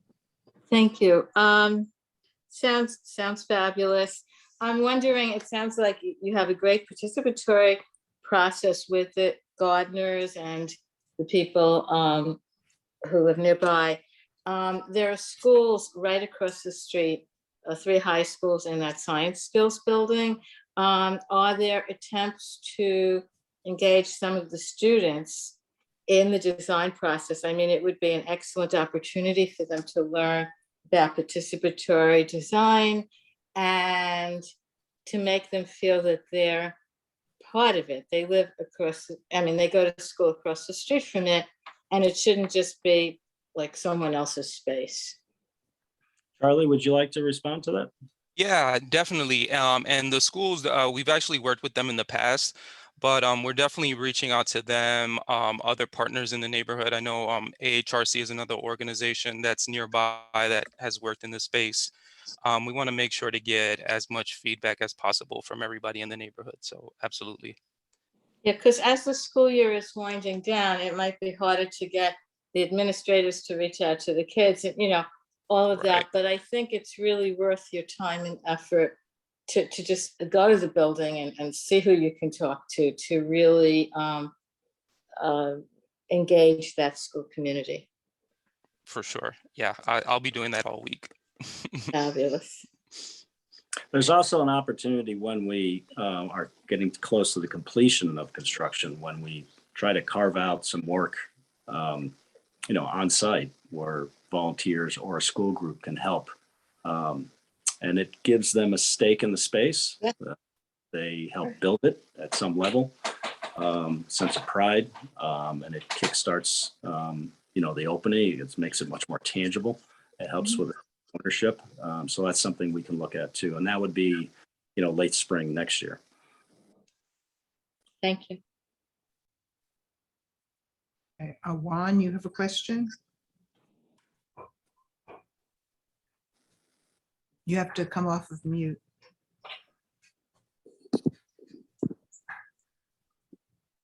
Yeah, I do. Can you hear me? Yes. Yeah, I have a couple of questions and comments. Gary, nice to meet you. And Charlie, good to see you again. And I'm familiar with this space than anything else. I've spoken in the last 3 presentations, which I did not mean to, but yeah. So Gary, I'm sure Charlie told you about the conversation and a couple of calls we had before of the garden, which has been, I know that NYRP coincided since 2000, but it's been a garden since the 70s. I've been involved with it for 25 years. My wife has been involved with it since the 70s. And so, we're glad you're there, and we explained that the gardens, it's a very nice space. It's used and doesn't really need, but we can discuss this, the Yes, I mean, sounds good. You know, you had a lot of general photos and, you know, ideas, et cetera, et cetera. And over the years, I'm glad Betty asked the question. We have involved the schools and all kinds of groups and stuff, but we're glad you have the funding because there are a number of projects that we have wanted for the last, I mean, that garden that you show in the pictures has been there since 2005, which is about 17 years. We worked with the new school and it was, you know, so we need some solar paneling and we have a pond, et cetera, et cetera. So we can work and all that kind of stuff. And we're glad you guys have the funding. We can work on it. And I'm glad there'll be a meeting on Wednesday. I haven't heard about it, but you mentioned the meeting on Wednesday. And so hopefully we can scramble and tell some people that there's a meeting. I wish we knew before, but that's fine. Pretty sure so you may not have, you know, something, we've been putting those messages out, so. Really? Mm-hmm. So Okay. all these details that you're talking about, I'd be happy to talk about on site. Yeah, well, why outside? I thought the architect was somebody else. Gary, I mean, Charlie, you said it was someone else was the architect. What was her name? You're looking at them right here. Juan. Yeah, no, It begins. yeah, I had mentioned to Juan that we work with outside contractors, including Philomena, who's a former NYRP employee. Oh, that's who I remember, Philomena. So sorry, Gary, that's what Charlie had said, that Philomena was going to be doing the design, but I'll be happy to work with you. Any other questions?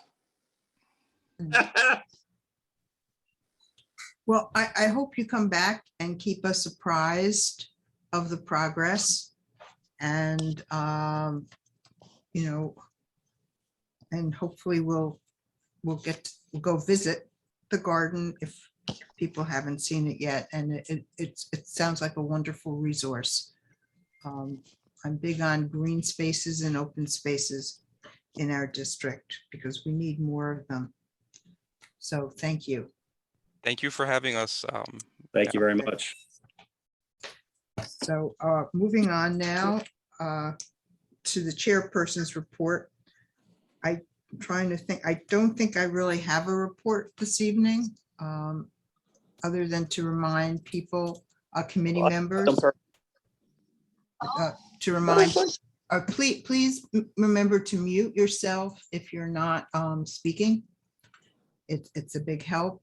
Just to remind you to go visit the playgrounds or parks that you've sort of adopted and to continue going to the district needs statement, which brings us to the next item, which is the statement of district needs. I know we heard some interest this evening already for items that might be in there. Taya, are we going to take a look at it this evening? See if some members have added things since our last meeting? Sure. How would you like to do that? In other committees, we've been projecting it and we can just walk through and step through the items. I see some heads nodding. Sounds good. Okay, 1 second. Thanks.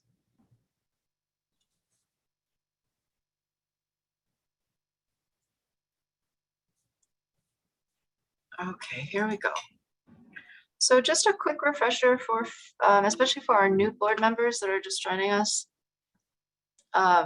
You have been emailed a link to this spreadsheet, which is outside of these meetings, only visible to board members. And across the bottom, we've got this 101 tab, which is really where you can look for any information about how this process works, including the timeline is here, and then a section of resources and links. So this is a summary produced by the office, really tailored to this district's needs. This is a process overview created by the Department of City Planning, which manages this whole process. This is their timeline overview, sort of explaining why things happen when. As you can see, unfortunately, it does straddle our summer recess in an awkward way. This is the page you can visit to view any budget documents, including the most recent last year's SDNVR. This is one that I know it's very dense, but I know that folks are often confused about which agency to direct their specific budget request to. I would say don't worry too much about that. Please take a peek here. I think it is just interesting and useful knowledge for all board members to have a good, oh, I'm sorry, I left my camera on, to have a good overview of what the agencies are and what they do. But if you get stuck there, please don't let that stop you in your progress. This is a very important one, which is why it's highlighted yellow. This is DCP's suggestions for tips to strengthen submissions. There's nothing more disappointing than spending a lot of time producing a request to have it and then voted up through the full board and then to have it denied by the agency. So these are some really good tips.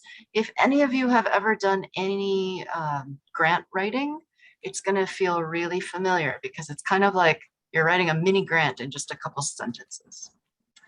And then the other tabs, this tab is all of the responses from, it is all of the requests in column H that were, so these were requests that were developed in the separate committees and then voted on by the full board as the most important requests for the year. And then the agency responses. I'm going to zoom out really far just to show you the colors. So this has been color coded. The reason this is important is the yellow indicates things that were accepted. They said yes. Bureaucratic blue means they said maybe. Red stop means no. Green means go. That means some action or specific request was required. And purple means they didn't say no, they just suggested that we're asking the wrong agency or it's not part of the statement of needs process. This far column that is all grayed out, that is mostly Parks Committee work because Parks went through this, did a really rigorous job of going through this tab and pulling up the requests from last year that they would like to work on again for this year. So it looks really dense, but it is color coded and sorted. And then all of the other tabs, feel free to peek into any of them for inspiration, for ideas. But those are just the other 5 committees other than Parks and Recreation. And this final tab is just where it's the repository for any requests that come in through the Google survey that you are also sent. So you have 2 options. You can type directly into this form or you can do the Google Sheet. And this is Parks tab.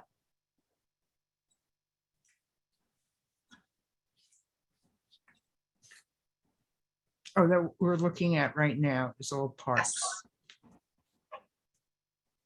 Yes. So are there new ones that you'd like to go through? What would you, there are updates that you'd like to do? How would you like to manage this process? All right, so I see there are things in here already we've been discussing. No. Does anyone have anything they want to add to this tonight? Well, I just wanted to clarify, because Taya, I think maybe possibly I no longer have access to the document since I'm outgoing. So I just wanted to. Yes. I'm sorry. That's okay. Putting the work back on you. We might put you back on there, Suzanne. All right, whatever is good. I just wanted to make sure that what's there on row 4 carries over. So is this page now for the one we're working on? Yes. So, okay, great. So it is there. Okay. And just for formality's sake, Suzanne, I would say, and I'm happy to check this with our parliamentarian, which probably it's not that important, but I think because you initiated this work, I certainly think you're welcome to see the process through, particularly because this is important. Like this does not, what happens on this spreadsheet does not constitute, quote, work of the committee, unquote, because this is not public facing work. You're not taking a vote on any of these issues. This is simply a brainstorming doc.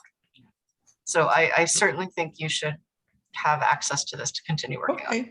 Well, to be honest, I'm happy to do that. And but to be honest, there's nothing I think that needs to change on this. We just want to make sure that the commitment that's been made to the community by DOT to vacate that lot by December 2023. And I do have the documentation on that. Okay, great. Yeah. So DOT has committed to vacate the lot by December 2023. Is that in this fiscal that we're working on? This is FY23. Right, so December 2023 would be in there? Yeah. Yeah. Okay, great. So they're wait. gonna, Isn't this Sorry, Suzanne, maybe 2024? Yeah, maybe I didn't understand you. So the current statement of needs is for FY24. which probably, would that include December 2023? Well, I think regardless. Yes, you're right, it does. Yeah, regardless the way things go, right? So they've agreed to vacate it in writing, but the land is controlled by the Parks Department. So it is a big parcel of public land that we do want to make sure gets returned to the community, in some form to be developed in conjunction with the community. So, this is about really holding everyone accountable. Actually, is anyone from Brooklyn Bridge Park still on the call? I can't see you right now, so feel free to come off mute if you are. I don't see anybody. The reason I'm asking is because actually this is probably the most complete request on this page so far, Suzanne. So thank you. The only thing that was missing is, and I know that we do have it, is to just link to the documentation of this promise because we'll need that for the complete narrative. But I also wonder if maybe this is something that Brooklyn Bridge Parks would be willing to write a letter of support for. We have not done that traditionally in the past, but we are welcome to do that. It will make our statement of needs more robust if we submit it with letters of support. Like, yes, we have spoken to Brooklyn Bridge Park. They agree with this need and they support this request from the board. Oh, you know something? I think there's a little bit of confusion here. It's not a Brooklyn Bridge Park parcel. Right. It's near the Manhattan Bridge, isn't it? No. It's under the Brooklyn Bridge. Ah. So it's a huge parcel of land on Washington Street that is adjacent, and the documentation has the lot number and all of that. That is adjacent to / under the Brooklyn Bridge on Washington Street, sort of if you're heading up to Cadman Plaza. Okay, let's. Yeah. A picture is worth 1,000 words. If there's a current picture, you will see a lot of vehicles in this large lot. Just what we love to see, a lot of city vehicles parking in our public spaces. Okay, it's under the Brooklyn Bridge where? It's on Washington Street. It's between it's closer to Cadman. Gawk and Prospect. Thank you. I'm so bad at that. Right across from Clumber Park, right across from Clumber Park. She's looking at it. Right, exactly, right across from Clumber.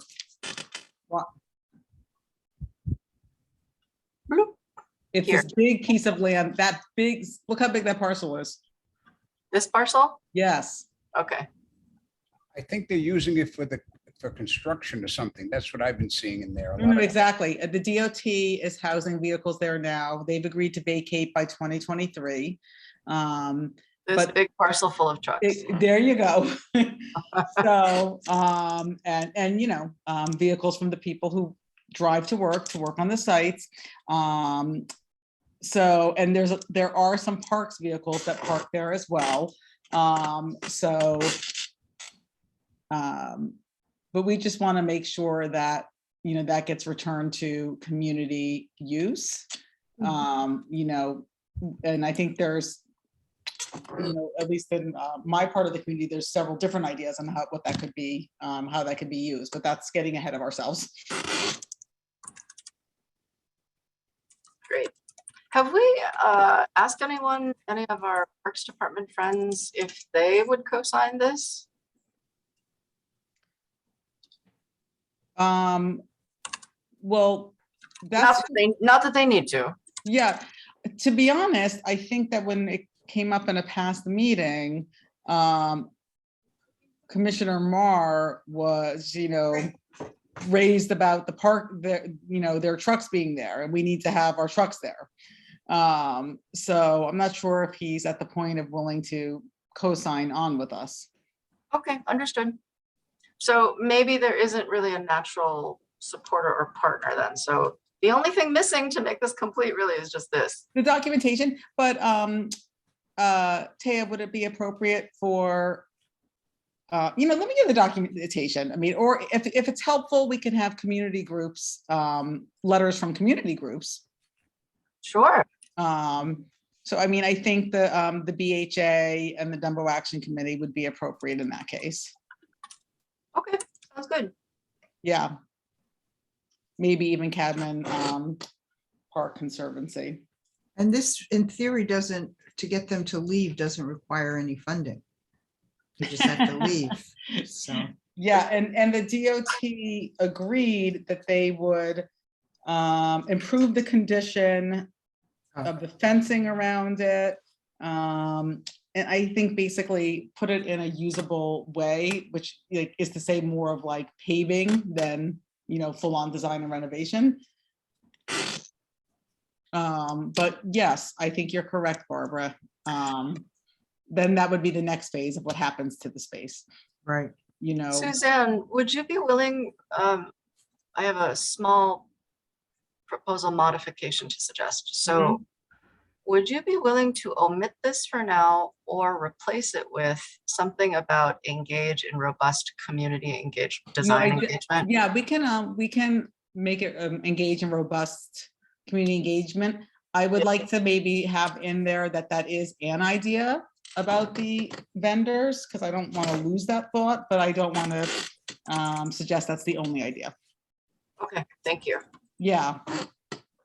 But that really, I think, we do have a nice amount of green space and open space.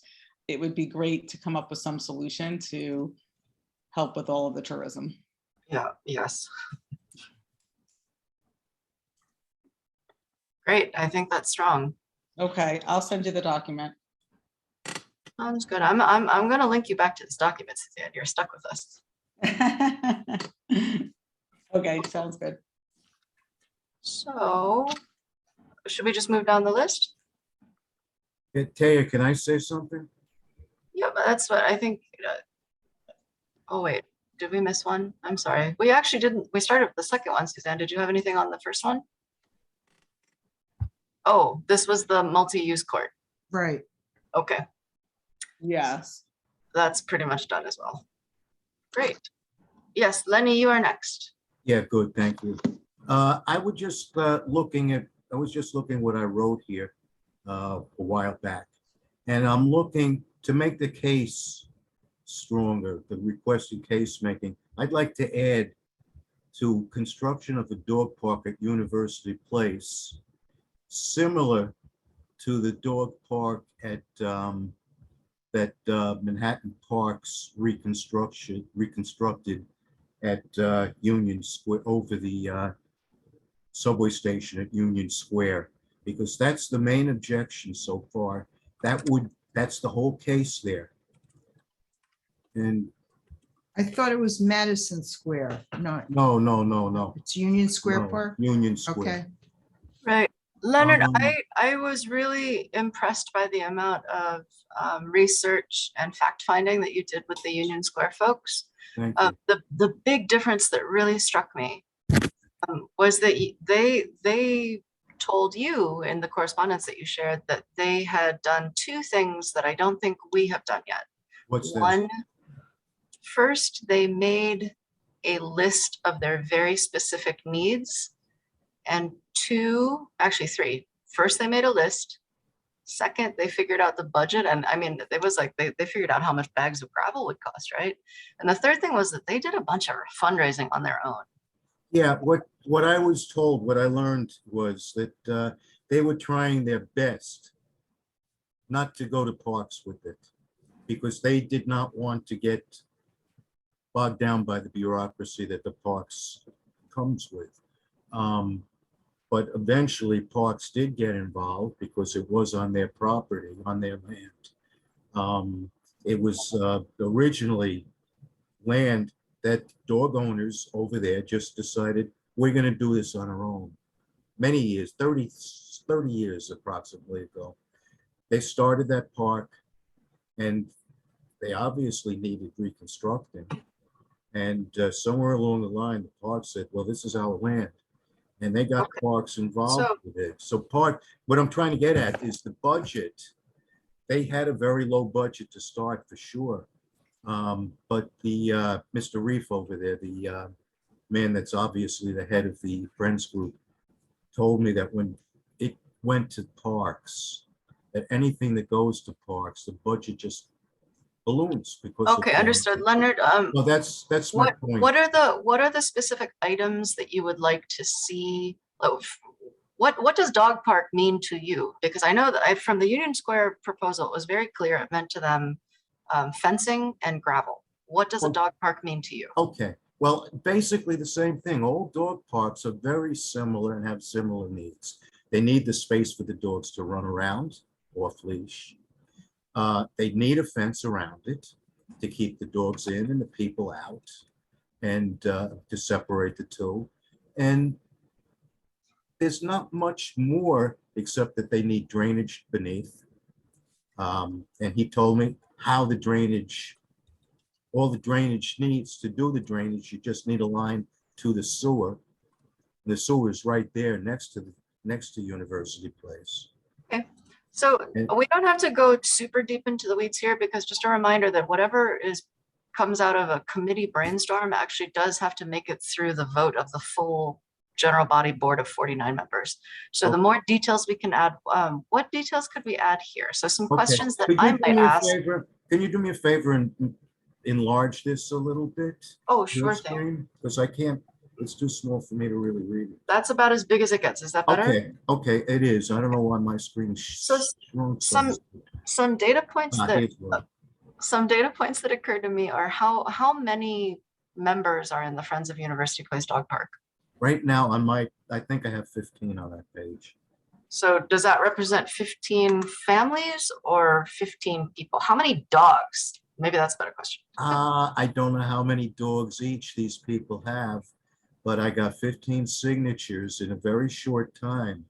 And when I had that number of signatures, well, I saw that some friends groups need no more than 3 members. Okay, I was just wondering if that represented 15 families with 15 dogs, or if that was, it's not dogs, dog owners, I would say, 15 individual dog owners. Okay, great. And their families, some of them were families, but I can't give you a number on that. Do you have you been able to find data on how many other dog parks exist within a quarter mile of this site? There are none. The closest dog park is over a mile away at Hillside Dog Park. It may be 1.2 miles. Well, I can't be positive, but it's over a mile. How far away is Fort Greene Park? Fort Greene Park is 2 blocks away. Oh, I'm sorry, and that doesn't count because it's not an official dog park. Doesn't have a dog. It's not a dog park. This would alleviate, this would relieve their problem of all dogs.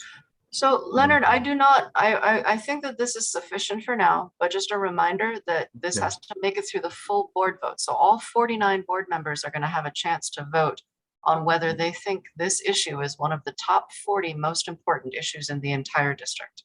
Okay. So if you're comfortable with this level of data, I think we could move on. I have to say again, I'm having a difficult time with the small font. Let me see if I can read it out loud. Construction. So I'd be happy to do that. So the problem is, so the specific above Union Square subway station. That's the most important. That is a similar to that parks recently reconstructed. Let me read the statement for you. The problem is there are insufficient dog runs in BKCD2. The data that verifies that the problem exists is the closest dog park is over a mile away, and there are 15 members in the new Friends group that has formed. The result that we want to see is construction of a dog park at University Place, similar to the dog park above Union Square, which includes Subway station, Union Square Subway Station. I think most New Yorkers will know what you mean, but I'm happy to. I need it. It's gotta go to the Parks Department. Construction of a dog park at University Place, similar to the dog park above Union Square.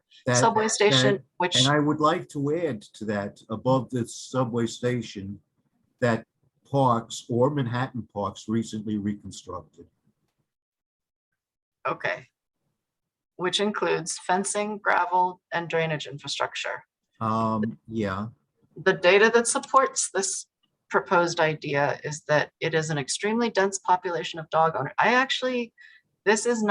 This is very vague, extremely dense population of dog owners in the area, but you have 15 members in the Friends group. So I think we're going to need some more numbers in this data box. Well, that would have to, do we want numbers of how many residents live in a 2 to 3 block radius or potential? Because one building that I know is supposed to be 75 stories tall is under construction. The others are all done already. A really good model, I think, to check out would be the multi-use courts proposal. Their slide deck was very comprehensive with numbers. So they actually, the multi-use court proposal has very comprehensive numbers, and that might be a good model for you to review. They included, of the, I think now 6 sports leagues that are involved in that multi-use court coalition. Yes. They actually counted and included in their proposal exactly how many hundreds of members were in each sports league. That is very robust data. So I would suggest, very good. Yeah, go ahead. I would suggest putting a number on extremely dense population of dog owners. I don't know how I'm going to get it. I'm going to start by trying to find out how many residents there are in a 2 to 3 or 4 block radius, whatever it is. I'm just throwing that number out, but of how many block radius. But if there's a way of finding out how many residents there are, and then sort of running it against how many residents per dog owner. Could you get that from the census? How many people are in that area? I don't believe that any general population number is going to give you the number of dogs. No, I didn't expect it. No, I'm just saying the general population. And then to talk about how many apartments there are in that new 75-story building. Maybe that's an idea. Just know how many apartments in all these buildings are, because these buildings are new, and I don't know if the census covered them. The last census could have had the, people were moving in. The last census ended in 2020. Mhm. And many more people have moved in the last 2 years Mhm. and continue to If I- move in. Yeah. If I can say something, maybe reach out to some of the veterinarians in the immediate area. That's and a they great could- idea, Betty. They That's an could say idea. they That's a had good 100% increase in dog populations visiting their veterinarian places. I don't know. That is a good great point. idea, Betty. Yeah. Okay, I also so think the fact that the closest dog park is over a mile away. I think that's a compelling point. Yeah. Lenny? There's also a group that wants to make a dog run in Van Voorhees Park, which is not in RCB. It's at the edge, and it wouldn't be near you people in University area, but maybe it's in CB6. It's at the area where the former Litch Hospital was. Which hospital? What? Which hospital was that? Litch, Long Island College Hospital. Okay, yes. So if you could reach out to CB6, because I get their literature and I know that they're working on advocating for a dog park there. So maybe you could have a general discussion with someone there. Okay, that's a good idea too, thanks. Leonard, I think this looks pretty complete for now. I'd actually like to move on to Jennifer if we could, because I know she has to leave soon. Has she left already? Jennifer Melby? Oh, we might have lost her already. That's a shame. Okay, what does she say? The Fort Greene tennis courts need additional and better lighting to match growing usage. During COVID, usage expanded dramatically. This tennis is not. Okay, great. And we have data, so get presentation deck from Fort Green Tennis Association. The installation of the result we want to see is timed lights installed to expand usage to evening hours, which is more cost effective than building additional courts. Okay. I would imagine Fort Green Tennis Association would be very happy to support that. Sabrina, are you with us? Miss Sabrina? Sabrina? We lose her? I can't see folks when I'm in this view. I think we've lost Sabrina. Yeah, That's I think okay. we'd hear her. Okay, so she's We've gonna work on the lost Brooklyn. quite Yeah. a few people at this point, right? Brooklyn War Memorial and Walt Whitman Park. Great. So who would like to sponsor this one? Washington Park. Oh, wasn't this, Candace, was this your proposal last year? Candace, are you still on? Yep, I'm still here. Was this Let your me just, proposal last year? Basketball courts at Washington Park are flooded for several days after it rains, rendering them unusable. yep, that was mine. So that still seems like a strong request if it is still a problem. Is it this year? It is. It's still an issue happening. Okay, so you know what I wonder? I really wish we could just submit photos. That would make this so much easier. What did they say about this last year? Let's go back to, I'm guessing that this was a we need more information. Let's see. So that's a trick for you guys too. You can just do a Control F search, right? Okay. Parks and recreation funds are insufficient for this project. Okay, so as we all know, Parks Department suffered some of the biggest budget cuts during COVID. And while it looks like they will be bouncing back in this next budget, they don't have the funds in the coffers quite yet. So this is actually interesting, Candace, because this is exactly the sort of thing that might be eligible for discretionary funding from the city council member, which I believe is Hudson at that address, correct? Yes. Do you know? Yes. Yes, okay. What do you think about that? So we could, the benefit to city council discretionary funding is twofold. One, it comes sooner than FY24, and two, it comes faster. And it's a brand new city council member, so I don't have, Candace, has this ever been pitched for discretionary funds? Not that I'm aware of.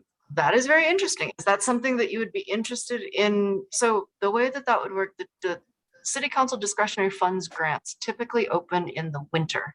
Same with Borough Hall discretionary funds. However, there are always small pots of money popping up here and there, depending on what projects are happening in the district. So would you be interested sometime this summer in maybe pursuing a meeting with your council member to see if this is of interest for an application in January? Because then in some ways, if they seem amenable to that idea, one, you could put in a request for it in January, which is much sooner than FY24, and two, you could take this out of the statement of needs this year and make room for a different request. Okay, and I would just have to speak to them or schedule a meeting with them, or? Yeah, you could just reach out to their office, and they're very well staffed and very responsive. So I think, especially, starting July when maybe they have a little more time, it's worth just contacting them and seeing what they say. I think we should leave this here for now, because we can also say, like, if for some reason it's declined, we can say that it was declined and why. Does that make sense? Yep. Okay. But I actually, is it okay to put your name by it? Yes, that's fine. Okay. I mean, to me, this is the perfectly packaged community district sized request. So I hope that it gets pursued one way or the other. Dogs are being exercised and relieved on the playground. So this request actually came from a board member outside. I'm gonna mute everyone because we got a lot of feedback, sorry. Feel free to come off mute if you want to talk. This actually came from a board member outside of this committee, but it just makes an awful lot of sense to me. So in a nutshell, dogs are not technically supposed to be on any playgrounds for obvious hygiene reasons. That is typically ignored because if you walk into any playground, there's this 2-foot tall sign with this 8-font fine print of all the rules that nobody reads. So the suggestion was, especially since Davey reminded us today that they've got their own little sign shop that can pump out signs. How about some improved visual signage at all playground entrances? Just a simple no dogs allowed, like a dog in a circle that's crossed out. That seems like a very reasonable request. Does anybody want to sponsor this request this year? Which means that you would volunteer to fill out all the info. If not, it doesn't advance. Yeah, who lives near there? Well, the other thing is so this was actually Alejandro Varela from the HES committee. So this is over nearish Fort Greene. He could certainly sponsor it just within this committee if that's okay with you all. Sure. Okay, I'll ask Alejandro if he is interested. I just want to mention, little plug for Alejandro. He just came off of a very happy book tour for his debut novel.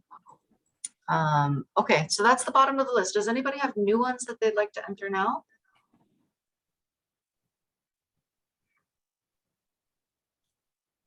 Should we add the turf for Cadman Plaza?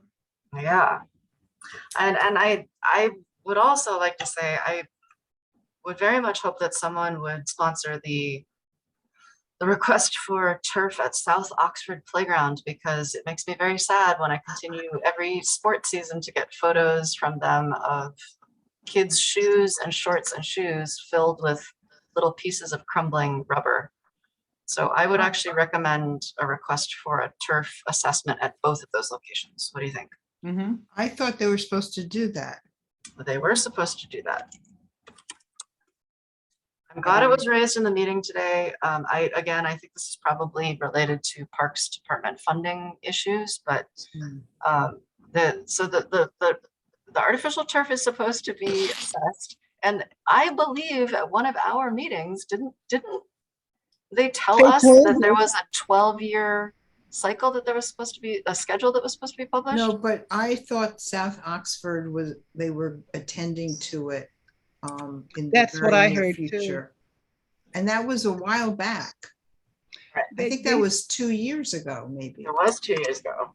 I didn't quite hear that. I felt like I heard that they were getting in touch with the people at South Oxford Park. Yeah, and then there was a personnel switch, actually. So I know that I had brought this up to Carmine actually, and he was not aware of it yet. So he's brand new. So I think it's worth elevating again. Yeah, it definitely came up with the Friends group this year, remember? Yep. So who would like to sponsor this? And whoever would like to sponsor this, I would be very happy to assist you with research because it's important to me. I don't want to pawn on Sabrina, but I know she's on top of the Cadman Plaza. Right. Does anybody else want to work on this? Because she's already got 2. Okay. I'd like to put back for this year the requests for the skateboard park. Great. Let's come back to that in just a second. Does anybody want to help help work on the Cadman Plaza and South Oxford Playground artificial turf replacement assessment? Anybody? Carolyn, you want to work on this with me? Not really, but I thought we had a commitment from them to do it.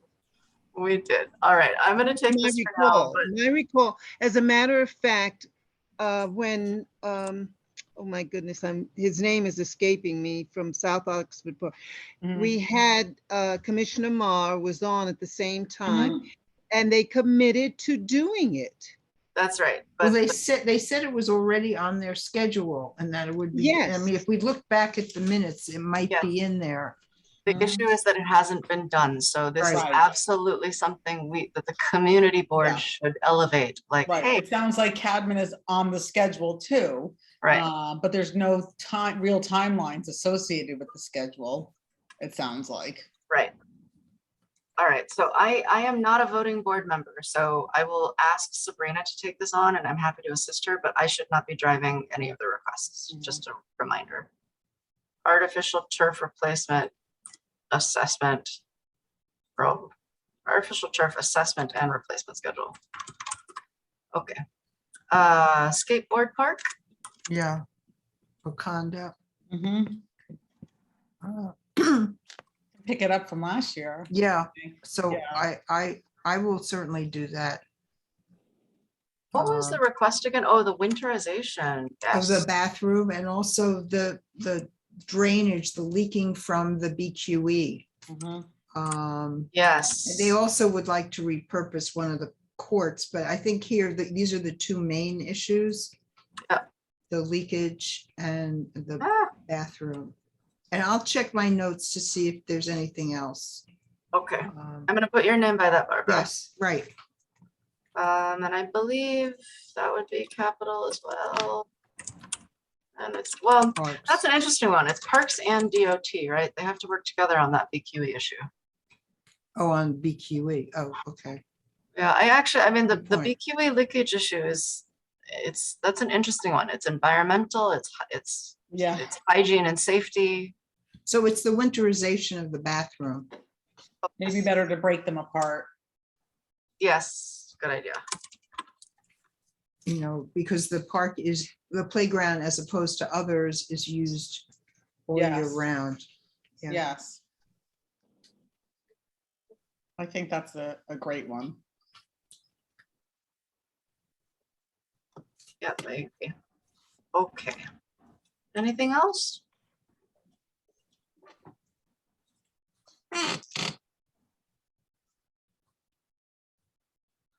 Does anybody from the public want to suggest one for the committee to consider?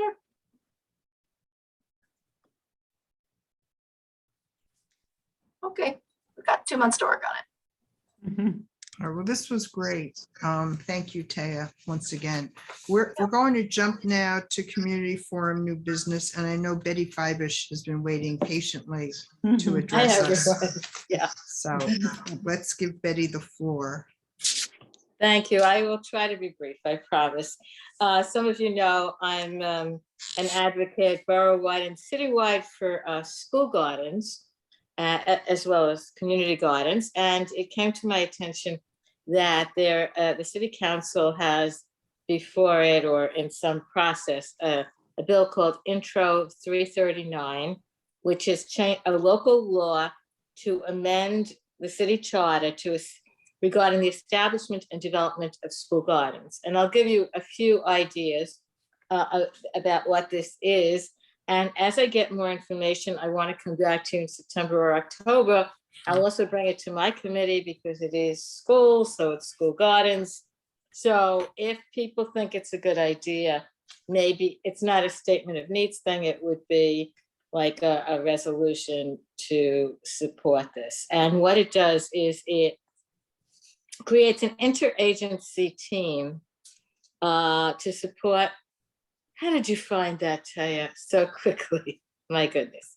An interagency team to support creation and maintenance of school gardens, and it would include key personnel from the Department of Buildings, Education, Environment Protection, Health, Mental Hygiene, Parks and Rec, and the chair of city planning. And they would be identifying and cataloging existing locations, potential locations, and developing incentive programs and promoting, disseminating information to schools, facilitating interaction. So it sounds to me like it would be to create a team of maybe mid or higher level people from many of these departments to bring forth and support efforts of schools to use various incentives, federal and state funding, etc., and identify and develop school garden locations. So I know that your committee is interested in open space, green space, so on. I think this is related. And they would want to report annually and disaggregate by community district and council district. And I think that's really important because often we don't really, when we get citywide issues, we don't know how many of whatever it is in our district. How many school gardens are in our district? We have no way of knowing. Some of the other advocates have said that this is an unfunded mandate. And that's always a problem when you're talking to city agencies. They're saying it's giving us another thing to do without giving us more resources. So I wanted to bring it to your attention. I will have more details, and with some of my groups, we'll be doing some advocacy because our groups want to include community members, parents, etc., and to do that through creating a task force on school gardens citywide. Because this is just the city agencies, which are important, but as many people have said in your committee and in other committees, where is the voice of the community? So, do you have any questions? I mean, that's just what I wanted to share with you. Okay. Yeah. I don't have a question, but I just say, at my kids' school in Greenwich Village, their elementary school, when they were back in the village, PS 41, they put in a garden through the advocacy of the science teacher there through a grant, and it was, widely received. And just when I hear you saying getting the community at large involved in the citywide discussion, there would be a good sort of advocate at that community. PS 41, I know that they would speak up in favor. No, absolutely. And then you mentioned 41, and of course that's in an affluent community in the West Village and so on. And that's one of the many issues with school gardens, that they tend to be in areas where parents raise money and can support the physical scape, the getting raised. Yeah, I would imagine in this case it was a the grant. In this case, she applied for a grant, but I'm with you in general. Yeah, but and grants run out and staffs change, and so many gardens that parents raised money for or teachers wrote grants, a few years go by and there's another priority, another thing, and it gets all weeds, so to speak. It's in the weeds. Yeah. Okay. Well, thank you, Betty. Thank you. And we'll look forward to getting an update from you. So excellent. Thank you. Betty, I'm going to step up. Taya, do we have anyone else? I'm sure Mr. Morrow wants to address us, but is there anyone else who wants to speak in community forum? I see a hand from Mr. Evan Shelton.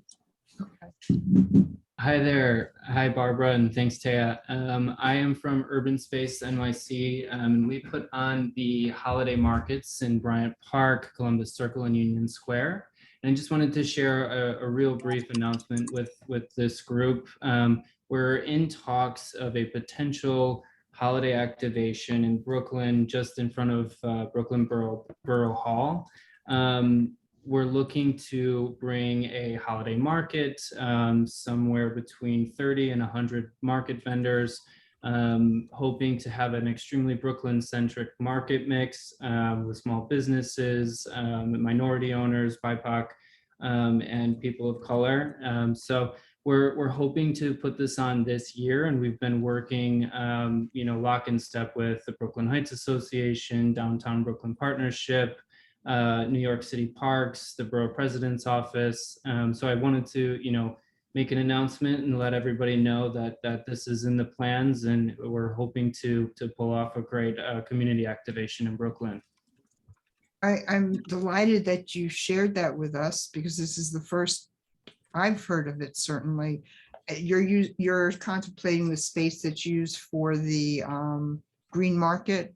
So we would actually use the space around the green market and encompass the green market, so that we work in unison, and the green market can still pop up on the days that they're scheduled. And how long would the market be there? So for this run, we're looking at a test run of 30 days. And then at a maximum, our Bryant Park market is our longest market that we run. Right. It's for about 60, 65 days. So I envision this being a 30 to 45 day market. All right, my only concern is wear and tear on the The park bluestone. itself and the pavers, underfoot. And I was wondering what sort of accommodation, what you would be doing to ensure that that isn't ruined. Yeah, so we would be sure not to drive, first and foremost, not to drive any trucks or cars or any vehicles on the bluestone whatsoever. We were informed that it was actually replaced recently, so making sure that that's number one, that we don't ruin any current infrastructure. If we had some heavy foot traffic in specific areas, we would be happy to look into decking those areas, so dispersing that weight and keeping it off of the bluestone itself.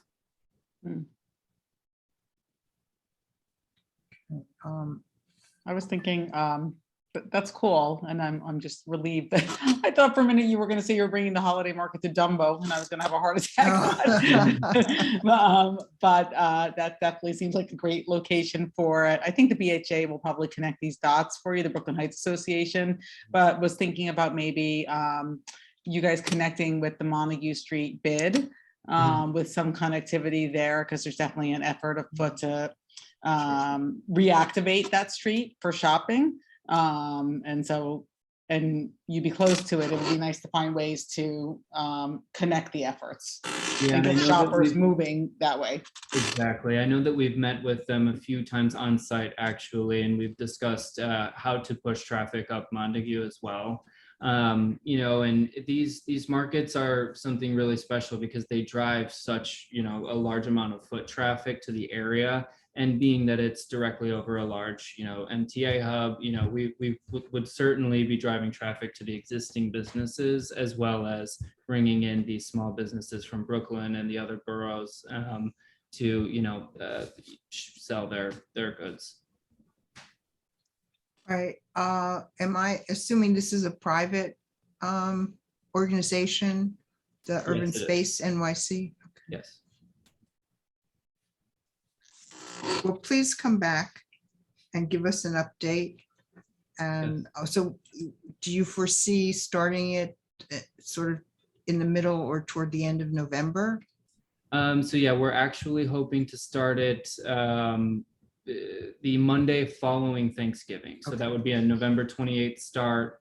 I think that we've got about 29 or 30 days. So we would end it the day after Christmas.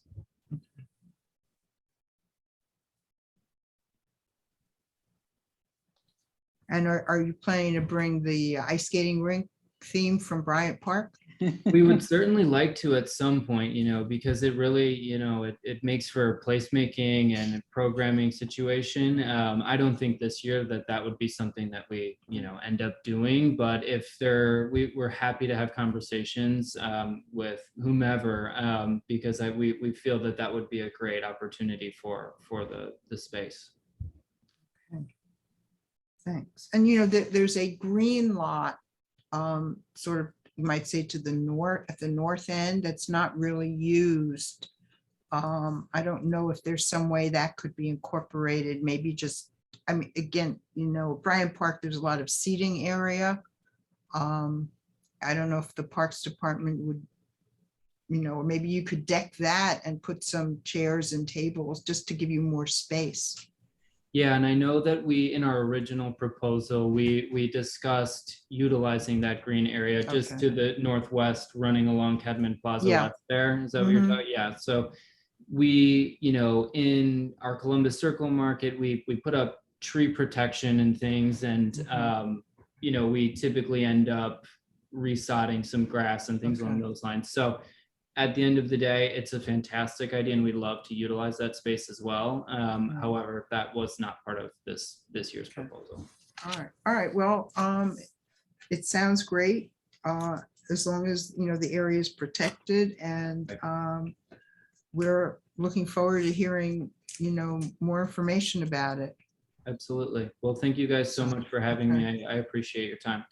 And thanks for waiting all this time. No problem at all.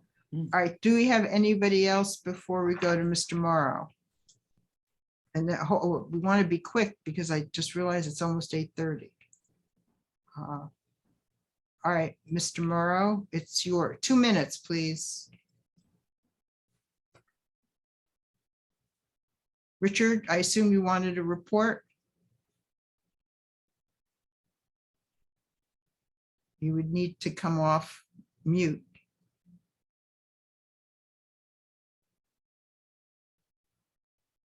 All right. If not, is there anybody else who wants to briefly report this evening? I don't see any hands, but feel free to Okay. come off mute.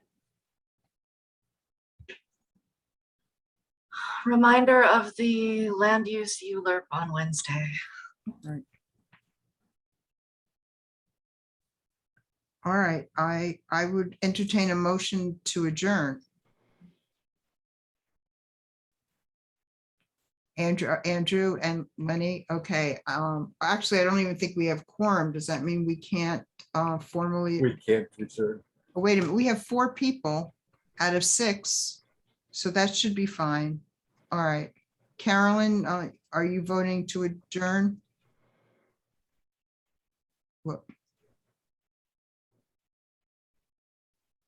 Carolyn, it's all up to you. All right, we can't see. I'm voting to adjourn. I'm having trouble with my Okay. mute video. Thank you. We stand adjourned and thank you. Hope to reach out to you over the summer, but in the meantime, enjoy and remember that the health fair is coming up. So thank you.